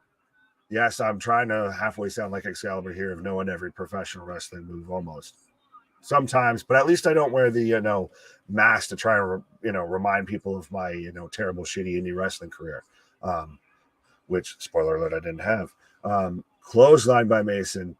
1, 2, very close 2 count. I would have been upset if that's the way that match ended. Have you watched any Defiant Wrestling or Defiance Wrestling? Do you mean Defiance or Defiant? I watched Defiant because that was WCPW before Defiance. I'm not fully sure, sir. Just because, like I said, at times there's, you know, we all a small army here, but at times, you know, when you're trying to cover GCW, what, NWA, what, WWE, what, AEW, what, XPW, what, GCW, what, House of Glory, 2 count, Wrestling Revolver, everything. There's so much good wrestling going on. It's a wealth of riches to be a wrestling fan right now, and that's why I'm so happy to be here. 100% shout out to KJ for tolerating this insanity. What? See, I'll just do that to save my voice. Just lift up the shirt. But absolutely, it's a wealth of riches to be a wrestler. For roll up, 2 count, the most dangerous move in professional wrestling, the surprise roll up backslide. Tomorrow, there's even MLW Fightland tomorrow. Yes, yeah, see, exactly. And another roll up. Oh, but his shoulders weren't down. Oh, he's getting into it with the ref. Are we going to see him attack the ref? You know, the Elvis-looking ref. Oh, roll up. 2. 2 count. Yeah, absolutely. This is a hell of a match. It's disheartening that this is what follows that intermission. If this followed the world title match that we had before, I feel like the pops and the reactions and everything would be even better than they already are, because you're coming off of one hot match. That's why. Oh, air raid crash. 1, 2, 2 count. Wow. This is like when you're playing that wrestling game versus your buddy, and then you just keep hitting finisher after finisher, and then just manage to button mash to kick out at the very end, is what I feel like with this, because we've got air raid crashes, we've got, burning hammers, we've got white noises, we've got every wrestling, move that you can think of, every cool, finisher you gave your creator wrestler popping off right now. But it's still, they've all been super close, 2 counts. As we both got both men right now just throwing bows at each other. But I wish that this would have had still that momentum. That's the thing is, and that's why I get bothered by those breaks, is you lose momentum. You lose, as somebody who hosts a live wrestling show, you get momentum, you get that ebbs and flows, you kind of got to run with stuff and everything. So when you take that and you just put it on a complete standstill, it gets problematic. And now we're getting, Chippendales, everybody's, Mason, sorry, is taking off his shirt as we're going chop for chop now. Gunther's ruined chops for me. I'll take this moment here. Is that every chop outside of a Gunther Walter chop just doesn't seem as painful. Maybe Sheamus is probably the closest next up there, but it's one of those of Gunther, just you feel like the man's chest is going to cave in. These chops just feel more like, an attaboy. Hey, they are back on Disney. What? What's on? What? Alex Hammerstone defends MLW World Championship tomorrow night at MLW Fight Land, the last man standing match. As we've got Mason going for the modified 1916. 1, 2, 2 count again. Wow. Oh, he's got him in the Kata Hajime, the reverse, the Taz mission, the Samoa Joe sleeper hold.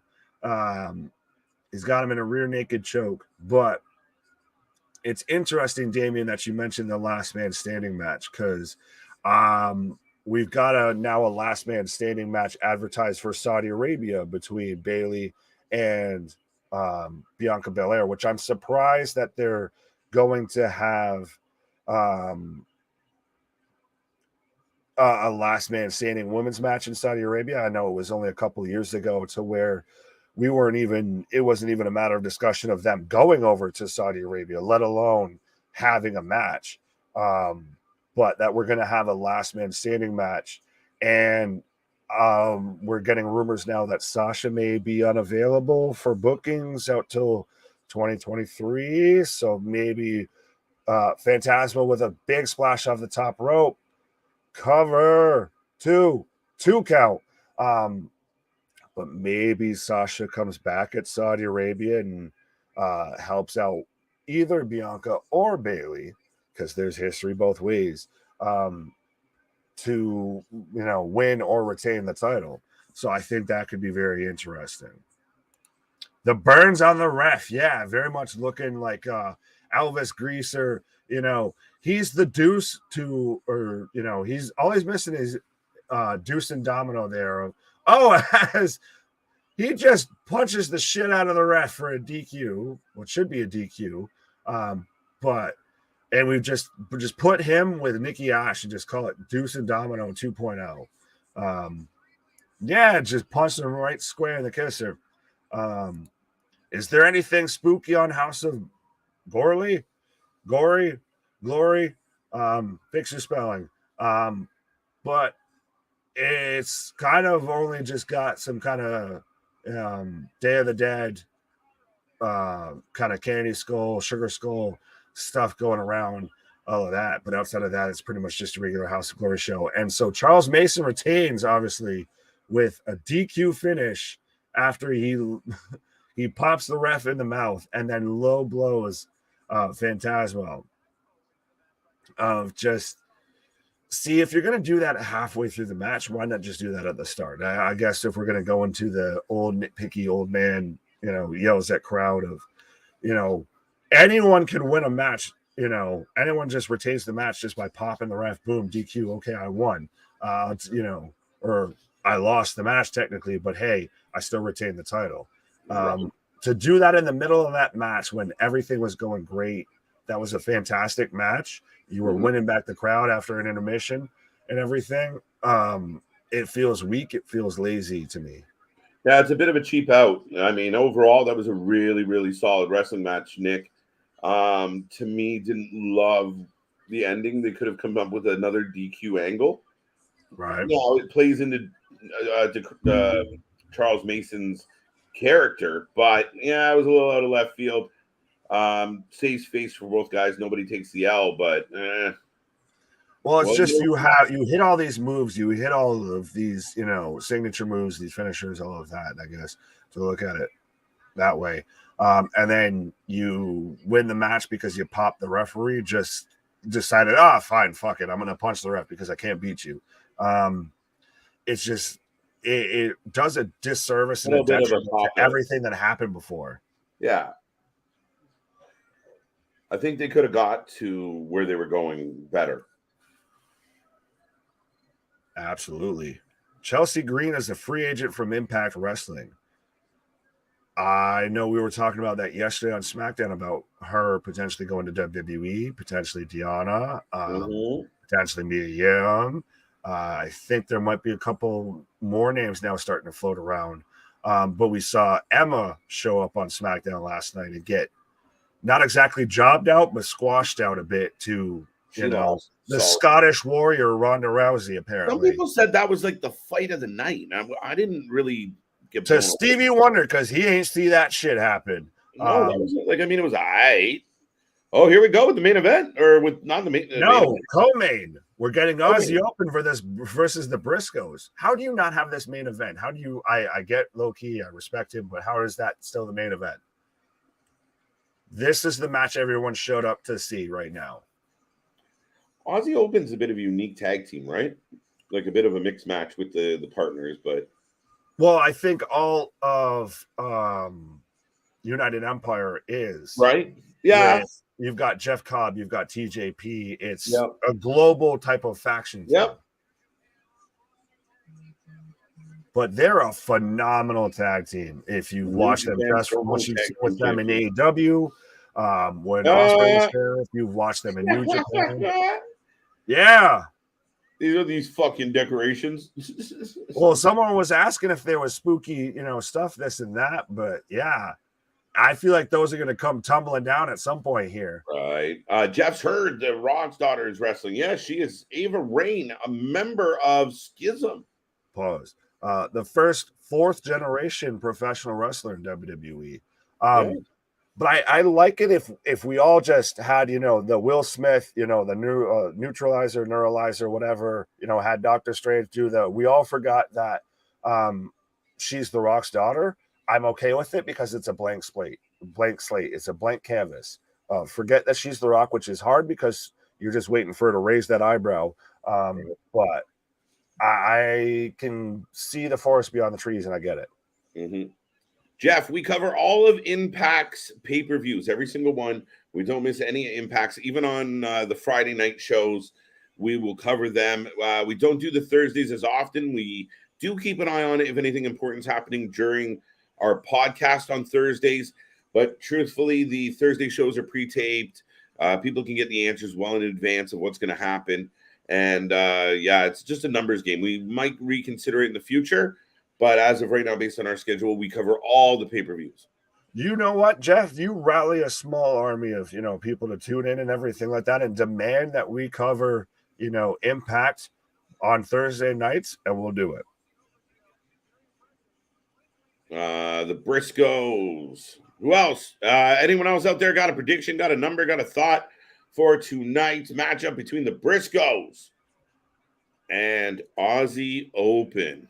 If you're not tuned into this match, I suggest you do. We're probably sorry in advance for any comments you leave or whatever. We'll probably skip through or miss half of them because we'll just be either super quiet watching this match or just popping nonstop and just talking to ourselves. Because this to me, and I know it's amazing now if you look cross brand, cross promotional, cross company, the great tag teams that are out there. Yeah, like Aussie Open, like the Briscoes, like FTR, like the Usos. Christ, some would even say the Bucks. I'm still waiting for fantasy booking that, fatal four-way between the Bucks, the Usos, the Briscoes, and FTR. Yeah. But this is going to be a hell of a match. Oh, it's absolutely barn burner. Who you got? I got the Briscoes. Fair enough. I know I tend to be try and just go contrarian just for shit's sake, but I got to roll with them boys. Yeah, you kind of got it. The Briscoes for a hot minute, and everything they touch is fantastic. Mm-hmm. I'm still pissed that people at Warner Media can't let some bullshit go from XYZ long ago. That they've even since come out and retracted and apologized for and all of that. And, no one's fucking perfect. But they need to be in a feud with FTR. Put that on national TV and shut up and watch the ratings happen. Yeah, absolutely. I mean, arguably the two best matches of 2022 for AEW were those matches. Right. And they were both Ring of Honor matches. Uh-huh. But when we do our year-end review, Nick, I mean, those two matches are going to be highly considered. Oh, absolutely. Well, almost do you separate them or do you count them as a whole at that point? No, you separate them because they could easily take 1, 2, 2, 3, 3, 4. Christ, I'm going to have to do my homework then and go back and rewatch all these damn matches. I'm not complaining. Trust me, that's, easy pill to swallow there. Thanks for saying that, Big Nick. You're welcome. Briscoes. This match going to be phenomenal. Absolutely. Hassan, Yahoo! Yahoo! And not the chocolatey imitation beverage. Yahoo! Yahoo! Not the search engine then. But we're getting Jay Briscoe, and I'm going to struggle with remembering which members which of Aussie Open, but we've got Jay Briscoe kicking it off right now for the Briscoes. I even like Jay's solo run, honestly. It was good.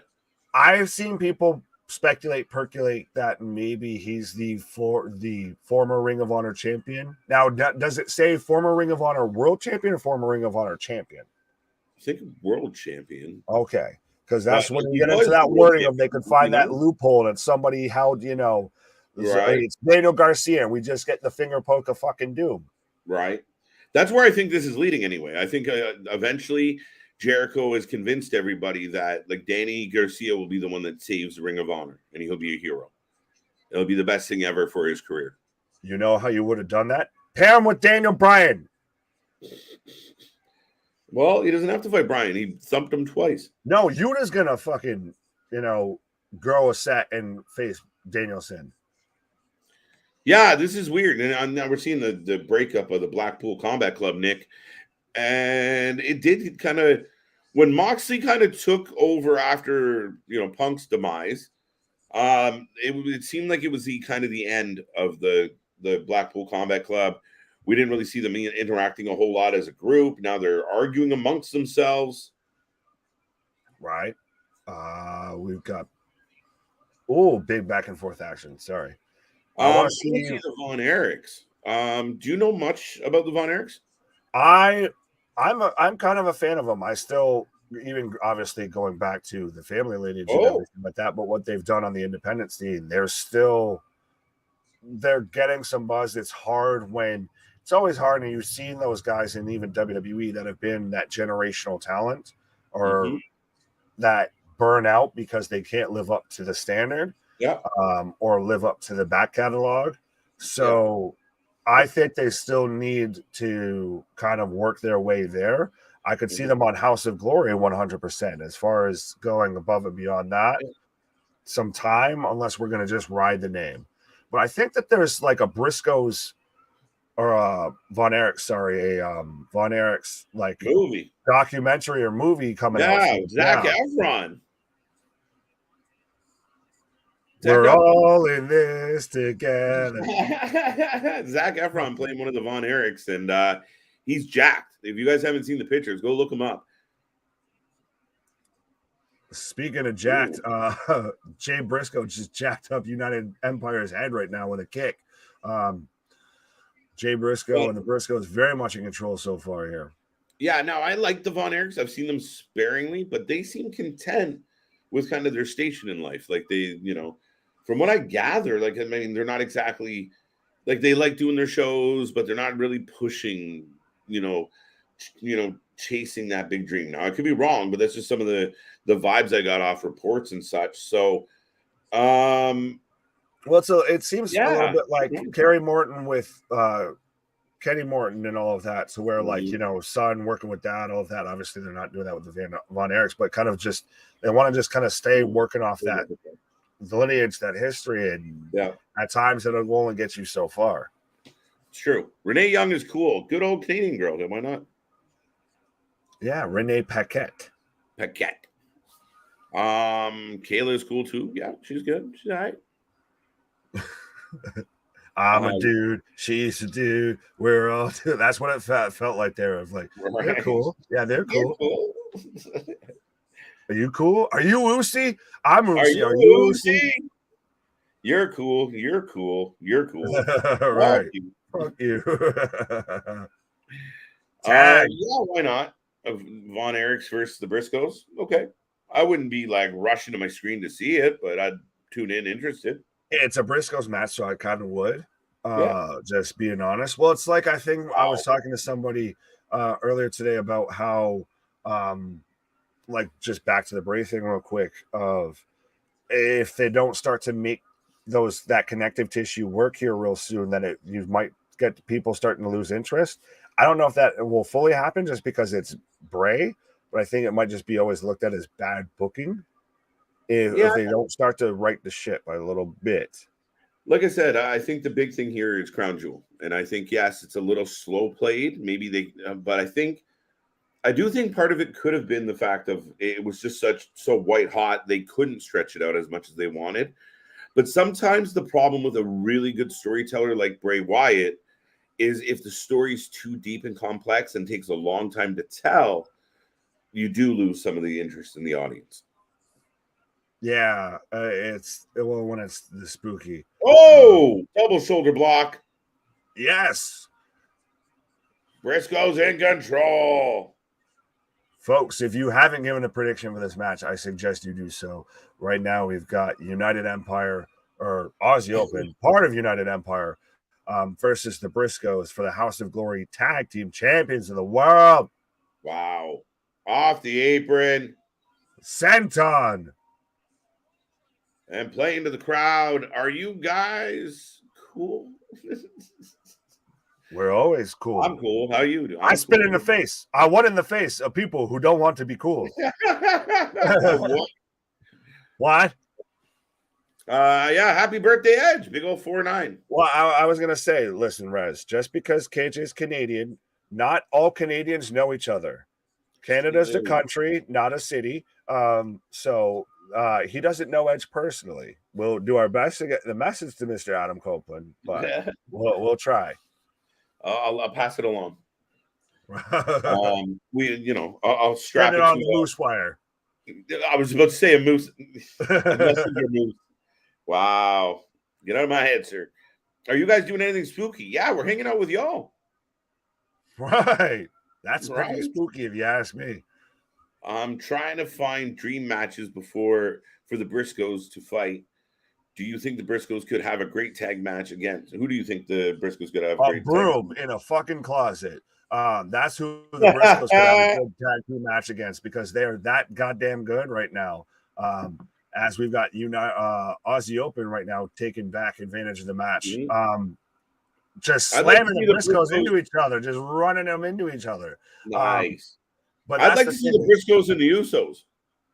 I still say I think it's still one of those, even despite our feelings on the Bucks and everything, it's still the ultimate fan service match is the Briscoes versus FTR versus the Usos versus the Young Bucks.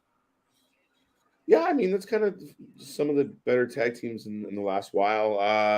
Briscoes, like you said, not to dodge your question at all here, Damien, but they really could have a great match with a lot of teams. I mean, I don't think there's going to be a lack of. You name a solid team like, oh, the Briscoes swerving our glory. That'd be good. Us as a tag team, they could have a good match with us, and I've never taken a bump in goddamn day in my life. But no, they could have a good match with anybody. They're on a different level, much like we are. What up, Evil?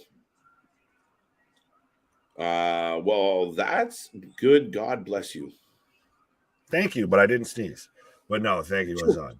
Do you guys got any costumes? Yeah, I'm the bearded wrestling guy. I pretend to know what the fuck I'm talking about. What man? No. Holy shit! I should do that so much right now. I will. That might be a thing now that you've given me that terrible idea of what man might make an appearance now. You should have never said nothing. What man?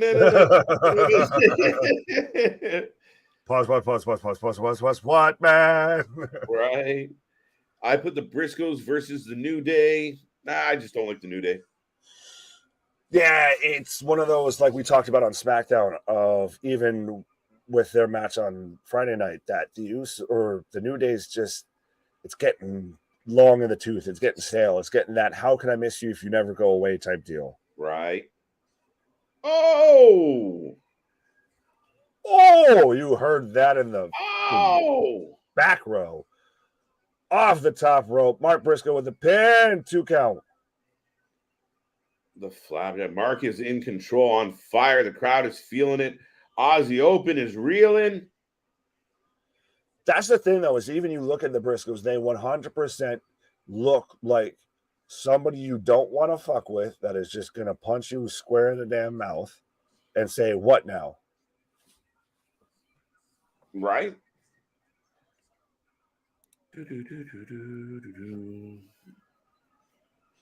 Oh, big elbows. Hurricane Rana from Jay. Mark, Kyle Fletcher up, Kyle Fletcher down. Oh, 2 count. Some love. Jack, welcome back. Right, what?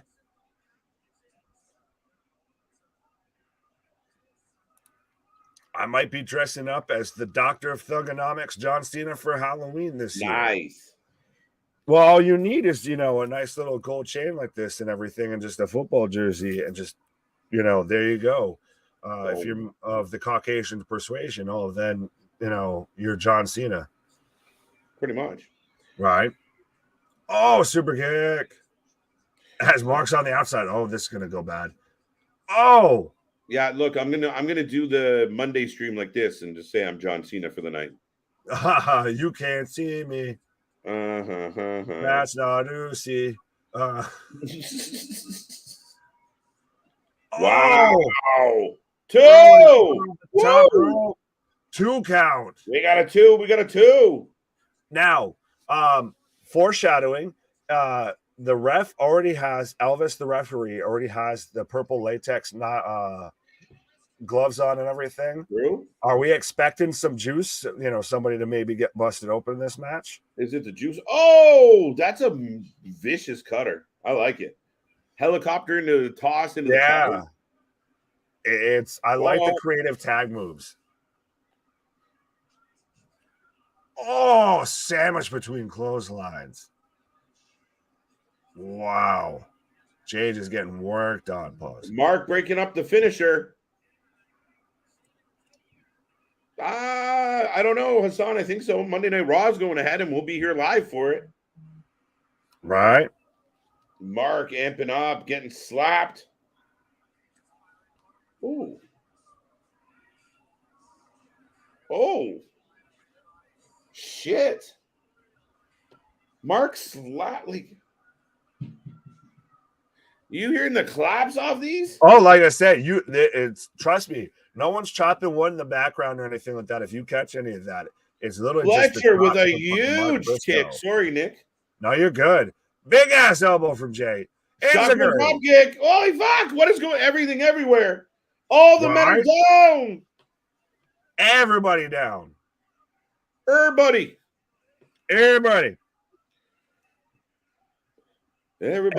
gonna get tipsy. I'll be on Raw for Halloween. There you go, Jack. Now, will you be with us, which you should be? Will you be in the ring? Will you be in the crowd? What? But either way, absolutely. That's related to John Silver. Johnny Hungy? Johnny Hungy, yeah. Are you coming tomorrow night? Okay. I am Mr. Every night. Pause. Pause. Nope. Even the Lord rested on Sunday, and I think that's what this channel will be doing tomorrow. We have some stuff to work on, some stuff to get ready for the big week ahead. So we will be back on Monday night. If we're going to give up our Halloween night, we're going to take a Sunday. Look, they're throwing chairs and pulling down the fucking decorations. They're pulling down the curtains. What the fuck is that? Absolutely, folks. I mean, it's always they got streamers 6 feet above the ring. Sorry, Nick. No, you're good. But as always, folks, it's big things popping, little things stopping around here. Up to something, season never stops. But absolutely. Hip toss into the chair. Promos. Mark Davis slides in and just hits that hip toss. Hip toss right onto the chair. Big elbow in the corner. What a fucking pace. This just hit that whole extra gear. Aussie Open, phenomenal. We talked a lot about the Briscoes, but Aussie Open's had a good 2022. Oh, absolutely. Well, what a move. That's such a clever move. Wow, Jay. 2 count, Jay with a breakup. What I like about the Briscoes, Nick, is like, you get a breakup and it's usually like a hammer fist kind of thing. Just like a rub, like dive, clubbing blow, yeah. Yeah, Jake breaks that up by like throwing his whole body on it like it's a fucking grenade. Like like you're really trying to break up the pin instead of just like, I hate you, so you should just stop now. The rule used to be that it wasn't just you touched the man, I stopped counting. You had to break up the pin. You had to stop the pin. Right, absolutely. He touched his knee. Okay, kill him. Right, he touched him. No touching. Big clothesline from Jay. Out for the tag. Jay's now the legal man. Yeah, this match has all the legal man syndrome going on. Yeah, at least we're setting up for a pedigree. What? Right. Ripcord roll up. 2 count. Don't do it. Tombstone. No, not today. Not today, says Jay. Locks him up. There it is. Shut up. 1, 2, breaks it up. That close, folks. That close. 2 9/1000. Jay planted Kyle Fletcher. I still feel like this match has another gear. It's been a hellish match. It's been a phenomenal match, folks. I know I see, Jack saying he's watching the World Series right now. I know there's plenty of other shit going on right now in spoopy season, all of that on a, Halloween weekend. But if you are not tuned in to A1 Us, to the Briscoes versus Aussie Open right now, what are you doing with your wrestling life? Right. To have a second thought. Right. Why Aussie Open in the ring, Briscoes on the outside, back out for a tag. I appreciate it. Right. Because I wouldn't have known either way. Facts. Mark up on the shoulders. Are we going to get a Doomsday Destroyer? Yeah. Dumbass. Wow. Wow, they even took the time to find the legal man. Wow. Whoa, two. 2 count. Davis took an extra second to get the pin on, kind of We got to remembering go who back the to the legal legal was. man. I like it. And so we get a huge kick out by Mark. Jackson, I wish I could see what's going on. Well, we're doing that good of a job, I feel, then, of just telling you what's going on, sir. And that's why you want to be here. You want to make sure everybody that you know that watches wrestling is here, because nobody's doing it like we do. We're here covering this live in full effect, giving you instant reactions, instant pops. Even we mark out at times. Oh, big ass kick. Neck breaker. Marks up top. The big elbow. That's got to be it. Not today. Uno. Wow. Dos. 2 count. Fletcher with the kick out. And no, Jay's had enough. Fuck it. Again. Yeah. Wow. 1, what a finish. 2. What a finish. Oh, Jay just catches him at the last second to make sure he can't break up the pin. I love that. And they make sure to get it in shot, too. What a fucking finish. So 3 count, as we've even got the streamers starting to roll in. The Briscoes retain as House of Glory champion. Wait a minute. The main event. See? God damn it. They keep haunting me. They keep popping up. Right. Literally, what's on second here? With the main event showing up, I guess, to challenge the Briscoes. The main event shows up. I love that they hit the big elbow, like the combo finisher. You're like, this is done. And Kyle Fletcher gives you kick out, and Jay says, buddy, I'm done. Nope, I got that finisher stored up. Boom. We're done here.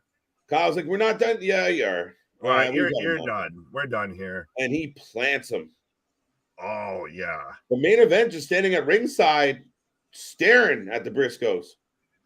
Is main event the one to dethrone the Briscoes? No. Is Lee Moriarty the one to dethrone John Moxley, as we saw? I thought you were calling the dude for the main event, the Briscoe. We're calling him Lee Moriarty. And now, main event handing off the titles. What the fuck is happening? What? Did they just hold? Were they just holding the title? Oh. The fans are chanting one more match. Because we've seen the Briscoes beat main event not too long ago live on a stream. Yeah, I think that was the most recent. That's where the whole, who's on first, what's on second. Yeah, that's exactly it, right? But I'm here for it. I almost wonder if we're gonna just have it happen now. Yeah, let's get it. Let's go. Let's just get it in. We got some time here. I'm good. I'm feeling good. Let's get it in right now. So what's left tonight? We got Lowki still on the card, no? I think that's it. I think that's the main event. Okay, that's the main event. Okay, I understand why that's the main event. Lowki. I don't. Lowki's a legend down in the fucking underground right now. He's had such a fucking strong Coleman. Yeah, I hear you. But what a great match. But I think Lowki and what's his why do I always forget the Takagi? Shingo Takagi, yeah. I think it's gonna be a hell of a match. Right, but you again, if I'm reworking this, retooling this, rebooking this, first off, fuck off with that intermission. Because you come off of a world title match and then you keep that momentum going into the Charles Mason match. Yeah. And all right, now that was a hell of a match. You got that good momentum. Okay. And then I think that cheap pop, that punch to the referee lands a little bit more because now you've been building. You let the air out of the room for a little bit. Let it breathe for a minute. Then you get the Briscoes versus Aussie Open. Well, that shouldn't be the main event, but that's what we got. But no, then I do Lowki versus Shingo, honestly, then. You build it, you're starting to build it back up, and now you've got full anticipation for Briscoes versus Aussie Open, and you've got the main event challenging Briscoes. That's how you end the show. That's setting you up for the next show. And keep in mind, your world champion went on, earlier in the evening as well. That might have just been because he missed a flight to California, right.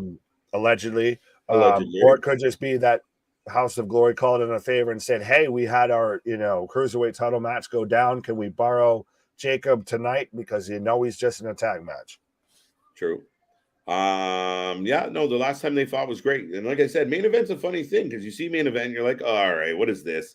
And then they get going, very much that lucha style wrestling. And yes, a little bit gimmicky with the hula hoop and shit, but they've been in good matches. They built up a little cult following. Well, like I said, it's one of those, and I guess again we're a bit of a shining example of it. If you just don't go home, eventually you get over it. Right. So I think that's kind of what happened with the main event. Of they've popped up anywhere and everywhere, and then eventually you create enough buzz that now you've got to tune in, and now you can really show what you can do to a more captivated audience. And we've got Lowki coming out right now. Agent 47 himself. Yeah. When I first came to the WWE, all I wanted was a match against Roman Reigns for the Universal Championship. Yeah, I do believe those are hard to come by. But for the first 6 months of my time in WWE this year, I was doing nothing. What are you doing now? Oh, coming out looking all Kill Bill. Right. I was going to say, well, then who in the Rudy Blue Hell are you? He looking like one of the Wu-Tang. Well, I wasn't even talking about Lowki here, Captain Kill Bill, Wu-Tang there. Wu-Tang forever. I was talking about Jack, who's then now saying, I started getting dark matches in late July. What's up? All right, well, are you talking about dark matches like AW Dark, or are you talking about who's that Pokemon matches right now? Is that what we're doing? Is who's that wrestler? It's Pikachu. There you go. So, let us know, Mr. Jack Silverman. WWE has been added, if you were following along. Lowki. Vince and his way of thinking. Fair enough. We've which is touch assistance, paid, and NDAs later. Right. So now we got Lowki and Takashi coming up, and we're looking forward to this main event. We have Lowki and Shingo Takagi, not Takagi. Yeah, you were going a little too far there. You were going back to, take a shit out? Not even there. I think you were going to the Ace of New Japan, John Moxley, CM Punk. Ibushi? No, we're not Ibushi. Okada? We're just gonna start naming off everybody we know from New Japan right now. This is the best shit ever, bro. And he's got his Logan Paul necklace. Oh, Jesus. No, the man is a legend, so I don't want to make jokes, but hilarious. Right. Yeah. I don't know if a big name. Like you said earlier. He's a well-known name. 100%, I feel. That's really what it is. And it's weird as being an American viewer to try and call these guys exactly legends to an extent of, I guess I don't always have that connection that the Japanese audience does. Right.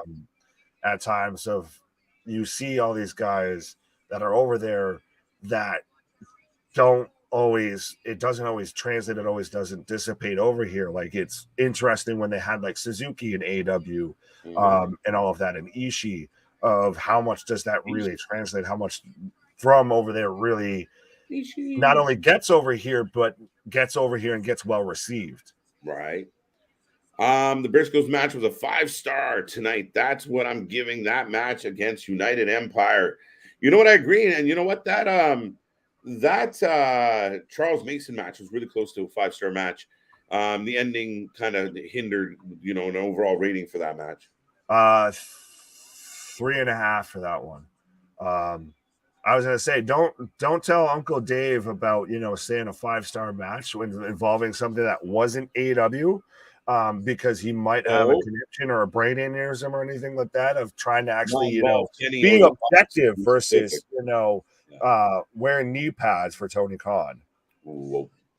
I mean, how am I supposed to show the world just how good I am and just how dangerous I can be if Triple H doesn't give me something on TV? You got to keep working at it, Jack. Earn your way. You'll get there. Oh, look. He's 196 and it's Goldberg. What's up, Goldberg? Goldberg. That's why he's got a different name and everything, because of all the concussions from running his head into a goddamn door and everything like a fucking clown. I predicted Jericho goes against Austin Aries this Wednesday. That's an interesting show. I still think it's Jerry Lynn. The man who's leading every death metal band for now until his vocal cords blow out.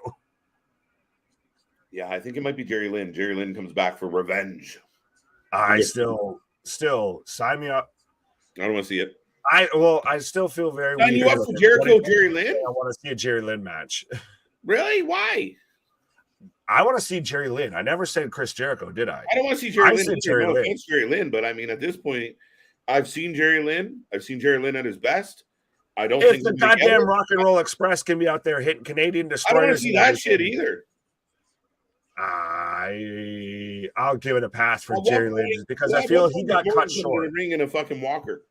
Jerry Lynn never got appreciated in the time that he was in. Everybody appreciates Jerry Lynn now. Yes, I agree with that. He was an underrated guy, a good worker. I mean, you talk about work rate and stuff. Jerry Lynn was great, but I don't know, dude. Some guys like fuck. There's other people I'd rather see. I mean, I think I would rather see Aries versus Jericho. I just think Aries is too fast for Jericho. Wouldn't be able to slow him down. And does Aries want to go under? I was gonna say we're talking about Aries, the one who Jericho will hit the lion salt, and then Aries will just roll out of the ring, flip him off, and walk up the ramp. Just leave. Right. Austin Aries has acted so unprofessional, unless he's fully changed his course, which I hope he has, just for his sake. Mm-hmm. I worry about that. I worry they're going to redo something like they've already done with now because they signed Bandito or they've signed Juice Robinson or maybe we get Juice again.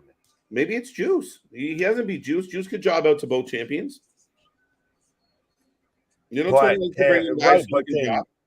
now at this point though, you have to find somebody who can have a decent match with Grandpa Jericho. Mm-hmm.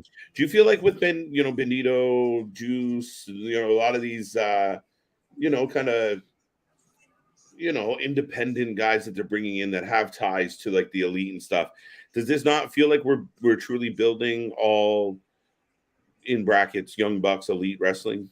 At this point? Yeah. Well, it's already been that. It's all right. But now, no. We don't need the outside guys. Just bring in all our friends. Bring all the ones, and we'll recreate, something here. Which might be their best move. It'll just be we'll turn it into Ring of Honor with a different name on TBS and TNT. That's really what it comes down to. Big shoulder block and headbutt from Takagi. Takagi. Yeah, again, former IWGP champion versus former X Division champion right now. Speaking of Ring of Honor, maybe it's him. Who do you think is going to be Jade Cargill's? Who's going to beat Jade Cargill for the TBS? I don't think anybody's going to do it. It's going to be a while. And if I had it my way, if I was booking, Jade Cargill would show up, kick Toni Storm or Thunder Rosa or all of them in the face, take that belt, and have one women's title, and she be the head of the division. She just goes full Medusa and just throws that TBS title in the bucket when she signs with WWE. Nah, do what you do with all the championships on AEW is, you're not a real champion unless you have 2 or 3 straps around your waist. So, this way technically she can go get Tony's interim belt, Thunder's interim belt, and we're all 3 of them at all times. Yeah, that's just such a bad way to book that. That's just that you have to validate your champion by having them have 3 other peripheral belts around them. Mm-hmm. That just shows how devalued your belts are. That's exactly what I was going to say. Right. Goddamn, big ass shot that sends Lowki from the center of the ring into the turnbuckle. Oh, heavy punches too. I would like to see give me Takagi in WWE versus Shinsuke versus him pairing with the fucking hit row, shit row, skid row, whatever you want to call him. Right? Not bad. Do something with Shinsuke Nakamura, or just let him go. He's very much, I'm a peacock. You got to let me fly. Yeah. I think Triple H will find his rhythm with Shinsuke. I mean, you think of the last time Shinsuke had a solid run and what he was to. I mean, he had some fucking stellar matches in NXT. Still, that Sammy Nakamura Hi, I'm Here match, woo, still to this day plays well. But it's one of those that in AEW runs into this problem, even though they just signed 2 new guys that should be at least upper mid card, if not top tier talent. Of do you have too much now? And I guess also with WWE of I understand they don't have a ton of depth, but the guys that they've had there, they've now had to work so much that TV age, different than their actual age, is so far different that they need to either just go away for a hot minute or something. Like they need to really get drawn back or repackaged to make it make sense, to jump that. Fair enough. Jonathan Gresham should challenge Chris Jericho. The problem is if Jericho's going to continue this run, I do not think Tony can talk Jonathan Gresham into coming in to job out to Chris Jericho. I was going to say, so what? Reach something on the top shelf match or something like that? Because Gresham ain't showing up to do a job for Jericho 100%. If he wasn't going to do a job for Claudio, he damn sure ain't doing it for Jericho. Mm-hmm. Now, is it possible that Claudio is the answer to this problem? That Claudio circles back, but he seems kind of preoccupied. Unless Claudio wins, I think it's a waste of goddamn time and space. Which I mean sums up Chris Jericho in AEW to a T. But I think it's got to be somebody like we were saying of Jerry Lynn, or somebody that, even if it's Juice, of somebody who can do a job, somebody that's gonna make Jericho look good and halfway get him over and give him that little ego fix that he needs for the night to get him on to the next show. But it's not going to be anyone that's really going to compete for that title, I feel. You might be right, Nick. You might be right. Right now, I got Lowki taking a beating on the outside of the ring. Yeah, I don't even think we've given our predictions for this match. No. Who you got? Lowki. Takagi. Shingo. I'm going Shingo. God damn, is he looking impressive as shit right now. Right. Now, folks out there, let us know what is your prediction. Who's going to win this match? Who's going to take it? Do you have a favorite? Are you happy? What do you got? I like this matchup. I'm looking forward to seeing how it plays out. But good start. Both men on the outside of the ring. And, Takagi is in control. Oh, yeah. And like I said, former IWGP champion. Mm-hmm. A man who, now, if we want to get into tag teams and everything, put him and Shinsuke in a tag team, God damn it. That's funny as hell, but I see why you would say that 100%. Right. He's just walking on Lowki's chest. Just kicking that man's chest in. There you go. Thank you. Well, I'm pretty sure you know who I am. And I know who I am. Who that is. I know who I am. What? I think I do. What? I think.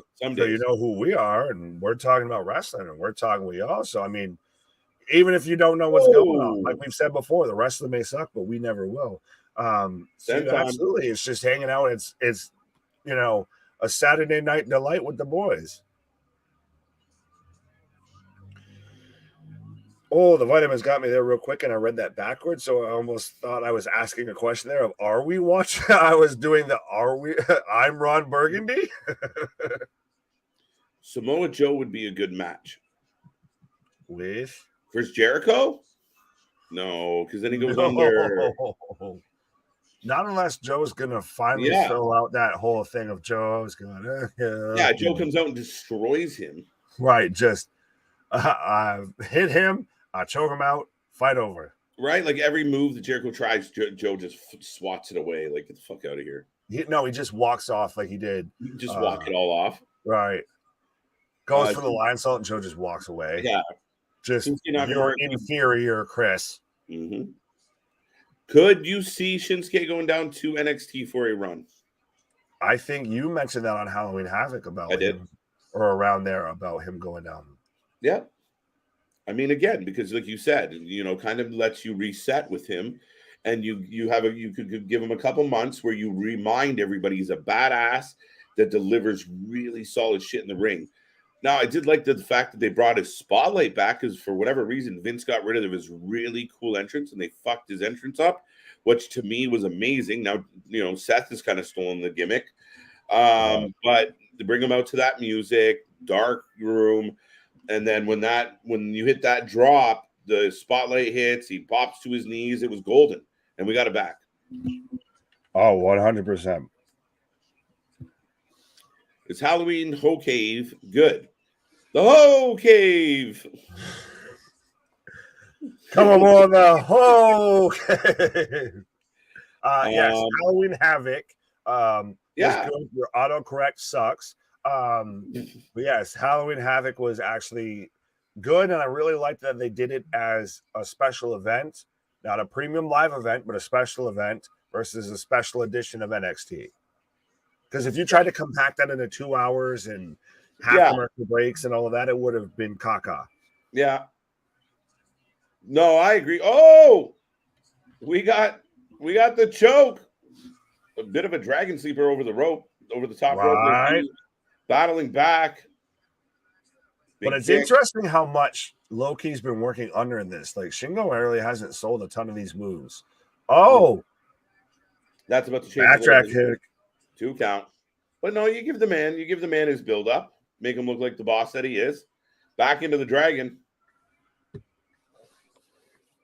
That's such an underrated move that people don't do now, is the dragon sleeper. No, I agree, Nick. Every House of Glory match. Every House of Glory show I've watched this year has been good. I would agree. Boo Earns. Boo Earns. Like I said before, and I'll double this down and say it now, that the Leafs are good at one thing, and that's being Jey Uso that's getting choked up in a big moment. It's very not Usi. When it comes to clutch moments, the Leafs, and I guess any team in Toronto, sorry about I don't know about the Argonauts, but I'll say with the Blue Jays and the Leafs, they're very not Usi when it comes to clutch time. I have nothing I can say. I'm fucked. I can't talk shit fully, really, because I'm my Yankees aren't in the fucking. I was going to say, I can't talk a ton of shit. I was not get too far, but I mean, again, it is what it is. But yes, unfortunately, some of our major sports teams have had a history of. Sometimes we just say things to get a reaction. What? I said sometimes we just say things to get a reaction. Takagi throwing the punches. I like it. Nice DDT too. Snapped it. Oh, yeah. It's a very crisp, clean style that he wrestles. Ooh. Of everything's, it's a little bit more old school, but everything seems a lot more impactful, a lot more, when it goes, it goes. You're not exactly anticipating it the whole time, but when he snaps it in that DDT and everything, it catches you. Mm-hmm. It was Clinton. It was already on. It was a great match. If you haven't seen it yet, maybe we shouldn't spoil it, but it has happened. Right. You can go back and rewind and watch us mark out to that whole match. That's true. Mike 3-1. Thank you for the update, by the way, Mike. I don't like it, but thank you. Is Halloween? No, wait. Where we go? Yeah, we got there. Do you like Ghost and Bats? Who's your what? Do you like Ghost and Bats? Well, I mean, I'll smoke a bat, and it looks a little ghosty. What? I was starting to think of tigers and lions and bears. Oh my! No. What? Anyways, Rocco, a good paisan. Dominic T-Bar will be the Who beats Breaker for the NXT champion. No, because I think he's Scripps, and Scripps is fucking terrible. So, do you think he's Scripps? I think so, and I think it's because it's very much of that T-Bar-esque promo style of the rhyming just to rhyme, of listen with your eyes and hear like or see with your ears. Like, what the fuck are you saying? Why? Is you're rhyming just to rhyme nonsense. It's somehow Dominic Dijakovic has managed to downgrade still while ridding himself of retribution. I feel I can't confirm it, but I just get a strong, tingle in me. Pause. That it's gonna be that Scripps is Dijak. Yeah. Then I'm really curious to see where they take this little journey, right? Just end it and start over again. Just fucking act like that was a fever dream and we all forgot it happened. God damn, that fucking driver. 2 count. Wow. Big kick out. Big kick out. Folded Lowki like an accordion. Hope everyone out there is having a wonderful Saturday night. Like we said, we are here all the goddamn time covering all the goddamn wrestling. We don't stop, folks. So thank you for spending part of your night with us. I want to see Dominic versus Braun Breaker for the NXT Championship. I mean, I do think that's going to happen. Depends on what we get with Dominic. We haven't seen it yet. So wait and see. Wait and see. It'll be Scripps versus Exodus. Axiom. I was typing Exodus. Son of a bitch. Either way, just hell to the no. Right? To the no. Well, no. Like they're going to go that whole superhero angle, right? Dun-dun-dun, dun-dun-dun, dun-dun-dun, dun-dun-dun. It's just fucking Thanos shows up and just snaps, and just we go back from NXT 2.0 or NXT White and Gold back to Black and Gold, and all of a sudden Tommaso Ciampa and Austin Theory and Johnny Gargano and Adam Cole and Kyle O'Reilly and Bobby Fish just pop up in NXT. We can't do that. You can't do that. You can't. You can't have fucking Scripps win a world title. I don't know. What if it's not Daijo? I think it is. I know I'm very much putting the cart before the horse here. I guess this might end up being my, Edge and Bray Wyatt paired together here. But I'm worried that at times, NXT at times is 2 steps forward, 5 steps back. Yeah, I mean, it's been an incremental change, and I have enjoyed NXT quite a bit more as of late. But to your point, midair clothesline. There still is, Quincy Elliott and Axiom and right. Something. Why is the Super Diva on my TV so much? Right.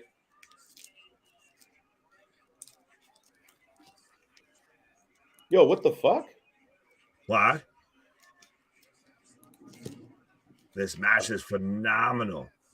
Right. 2 count after big ass clothesline. I think now out of this match, Charles Mason and Briscoes versus Aussie Open, what's your order there? I know we're obviously not at the finish here, but what's your order there? It's fine. Fair enough. I will take this over while you're doing that. This sucks, though. I'm a fan of both the Briscoes and Aussie Open. Not sure who I want to win this match, and is any gold on the line in this match.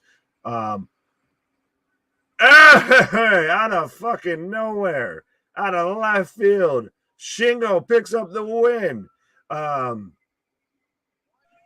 Whoa! I literally just have both men just rolled over right now. I missed the pinfall. It was just like a driver, like. But no, still that driver. It's the second time he hit that. I wish I knew the name of that move because it's impressive as shit. It's almost like a burning hammer driver, Shingo driver or some shit. Right. The Takagi driver. The Takeshi Castle. But yeah. Well, again with Aussie Open versus the Briscoes, it's a bit like when we watched FTR versus the Briscoes of. I don't care who wins. It's a fucking fantastic match. Just, strap on and strap in, folks. Right. Yes, for that match, it was the House of Glory tag titles on the line. There was no title on the line in this match, but we've got both men now shaking hands and, honoring each other. Takagi with a big W out of left, like it just hit it. Thought the match was a little short, didn't really amp up, like it didn't get to that. I wonder if Lowki's right? hurt because he worked under a lot in that. He didn't get a ton of offense in. He was more just kick out, kick out, kick out. Yeah, like I just felt like it was on its build up and it never got there. Oh, I was even saying I felt like this match had another gear. I'm still, like I said, I'm just worried that Lowki might have something lingering or whatever, because that was an interesting performance for him. It was still a fantastic match, but like I said, he worked so much was more of just taking a lot of moves and then he'd kick out. And then he'd take another move and he'd kick out. He didn't get a ton of offense in it. So, but no, big props to Shingo. A very interesting match. I very much like that he picked up the win. Obviously, I kind of picked him and all of that. But yeah.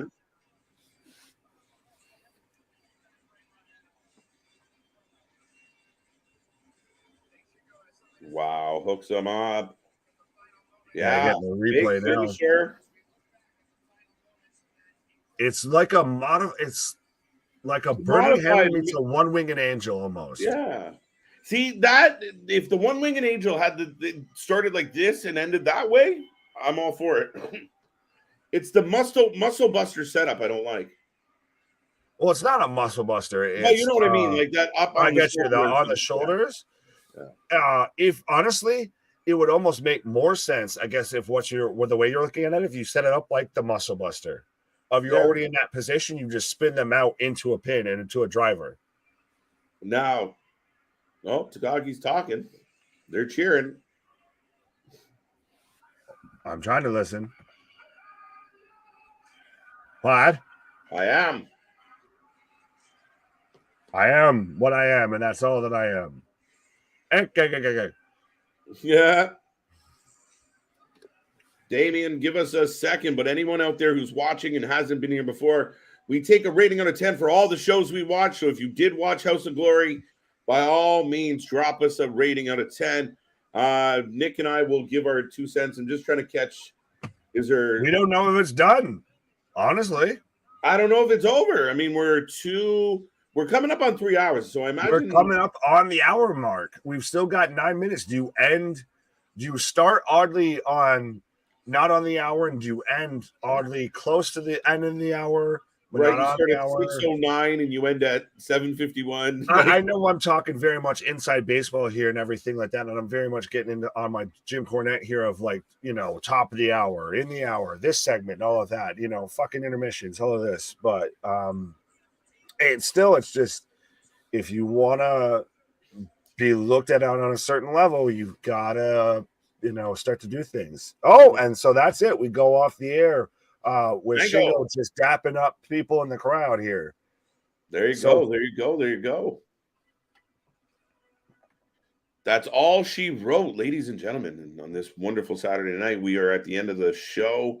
Nick, for me, I think our buddy Mike, a couple of people have come in at it. I'll go 7 just because the Briscoe match in Aussie Open was phenomenal. The Chris Mason El Phantasmo match was phenomenal, even though it didn't come to a great end. I liked it was nothing to really remember, but the Jacob Fatu El Sombra match was good. I don't know. I mean, so not bad. I'll give it a 7. I'm going to go a little bit lower than you because just with very much Briscoes versus Aussie Open, that to me, that was the whole match around this whole card. The whole show? That was the whole show. That was the whole kit and the caboodle, the whole shebang, the whole effing show, to quote RVD. I get a lot of what you were saying, but because of this, with this, because of that, yeah. When you have to add those extracurriculars after it, it starts to knock off points. And obviously I can't do a whole 5-minute diatribe about intermissions and not knock it at least a point. Right. I'm going to say it gets a 6.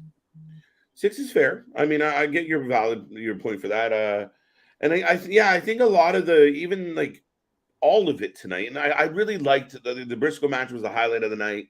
Liked the finish, like how we pulled it all off. But yeah, there was a lot of like, that was all right. And then it might have been better if, yeah, to your point. So yeah, I mean, I'll give it a 7. You give it a 6. Not so bad. Jeff says good night. Are you guys going to watch GCW after you get off the stream, KJ and Nick? Maybe we might like peek in at it, but you know, if why you want to know what I'm doing? Yeah, right. But no, I might watch Jake Paul. What? I might watch college football. What? I might watch GCW. What? You never know. Yeah, the world is our oyster. I mean, it's nice to be off a stream early on a Saturday night, and I know you know, we could just stay and talk about it all night long. Oh, we could keep going. Trust me. This is the twisting of the arm comes more of like, all right, so we watch the wrestling. We're here. So go home. I don't want to. Going off your reaction, it sounded like a 6.5. I never watched it. Just had you on in the background. Oh, wow. I appreciate it. And that's how you should watch everything when it comes to professional wrestling. Yeah, put us on. We're the alternative commentary you didn't know you needed in your life. I like that one. We're gonna have to steal that. Right. Are you going to do Battleground? We'll find out. We got to check the calendar, Damien. It's ways away. We got so much coming up, so we'll let you know. Night, Jack. Good luck. You know, getting used. Do your Papa Paul. Jack. Pause the fuck on that. I kept talking, Chop. Yeah, you thought you could slip it by. Nope. No, not in my house. Not my house. But no, I think that is it, folks, as we head towards the door. Is the Briscoes match your favorite one? Oh, absolutely. I think that's easily match of the night, match of the weekend, match of the week. Maybe I think that, so yeah. That was certainly match of the show, 100%. Absolutely. And a valid argument there for match of the week, Nick. I don't necessarily disagree. He's still undefeated and 196-0. There you go. I'm gonna be the one in 196. Right? You've been challenged, Jack. Right, Big Nick versus Jack. Are you R-Truth? Are you Dana Brooke? Right. Well, but with all that being said, no, we still got some more coming in. Of course. The Briscoes are my favorite match of the night. Good call. Good shout, Damien. Right. We agree with that. But yeah, folks, we will be back Monday, the go home show for Crown Jewel, and right through all of next week, as we always, compel you to do. Tell everybody you know about the Wrasslin for Life Network. We cover wrestling at a different level. And you know what? We're the true alternative coverage out there. We have no sponsors. We have no allegiance. We have no alliance. We have no loyalty. We are here for the fucking We wrestling. have no memory. We have no memory. No, we're here for the wrestling. And every night we will bring you the best wrestling coverage possible. We'll keep you up to date and we'll keep it going nonstop. The family's getting bigger. The ideas are getting bigger. The grind is getting bigger. Big Nick, how do you feel? Our shit is real. Our shit is raw. Our shit is authentic. When you're talking about the wrestling, you better put that for life with it. And happy Halloween, y'all. Peace. Happy Halloween. See you on the flip side. And I'll see you on Monday.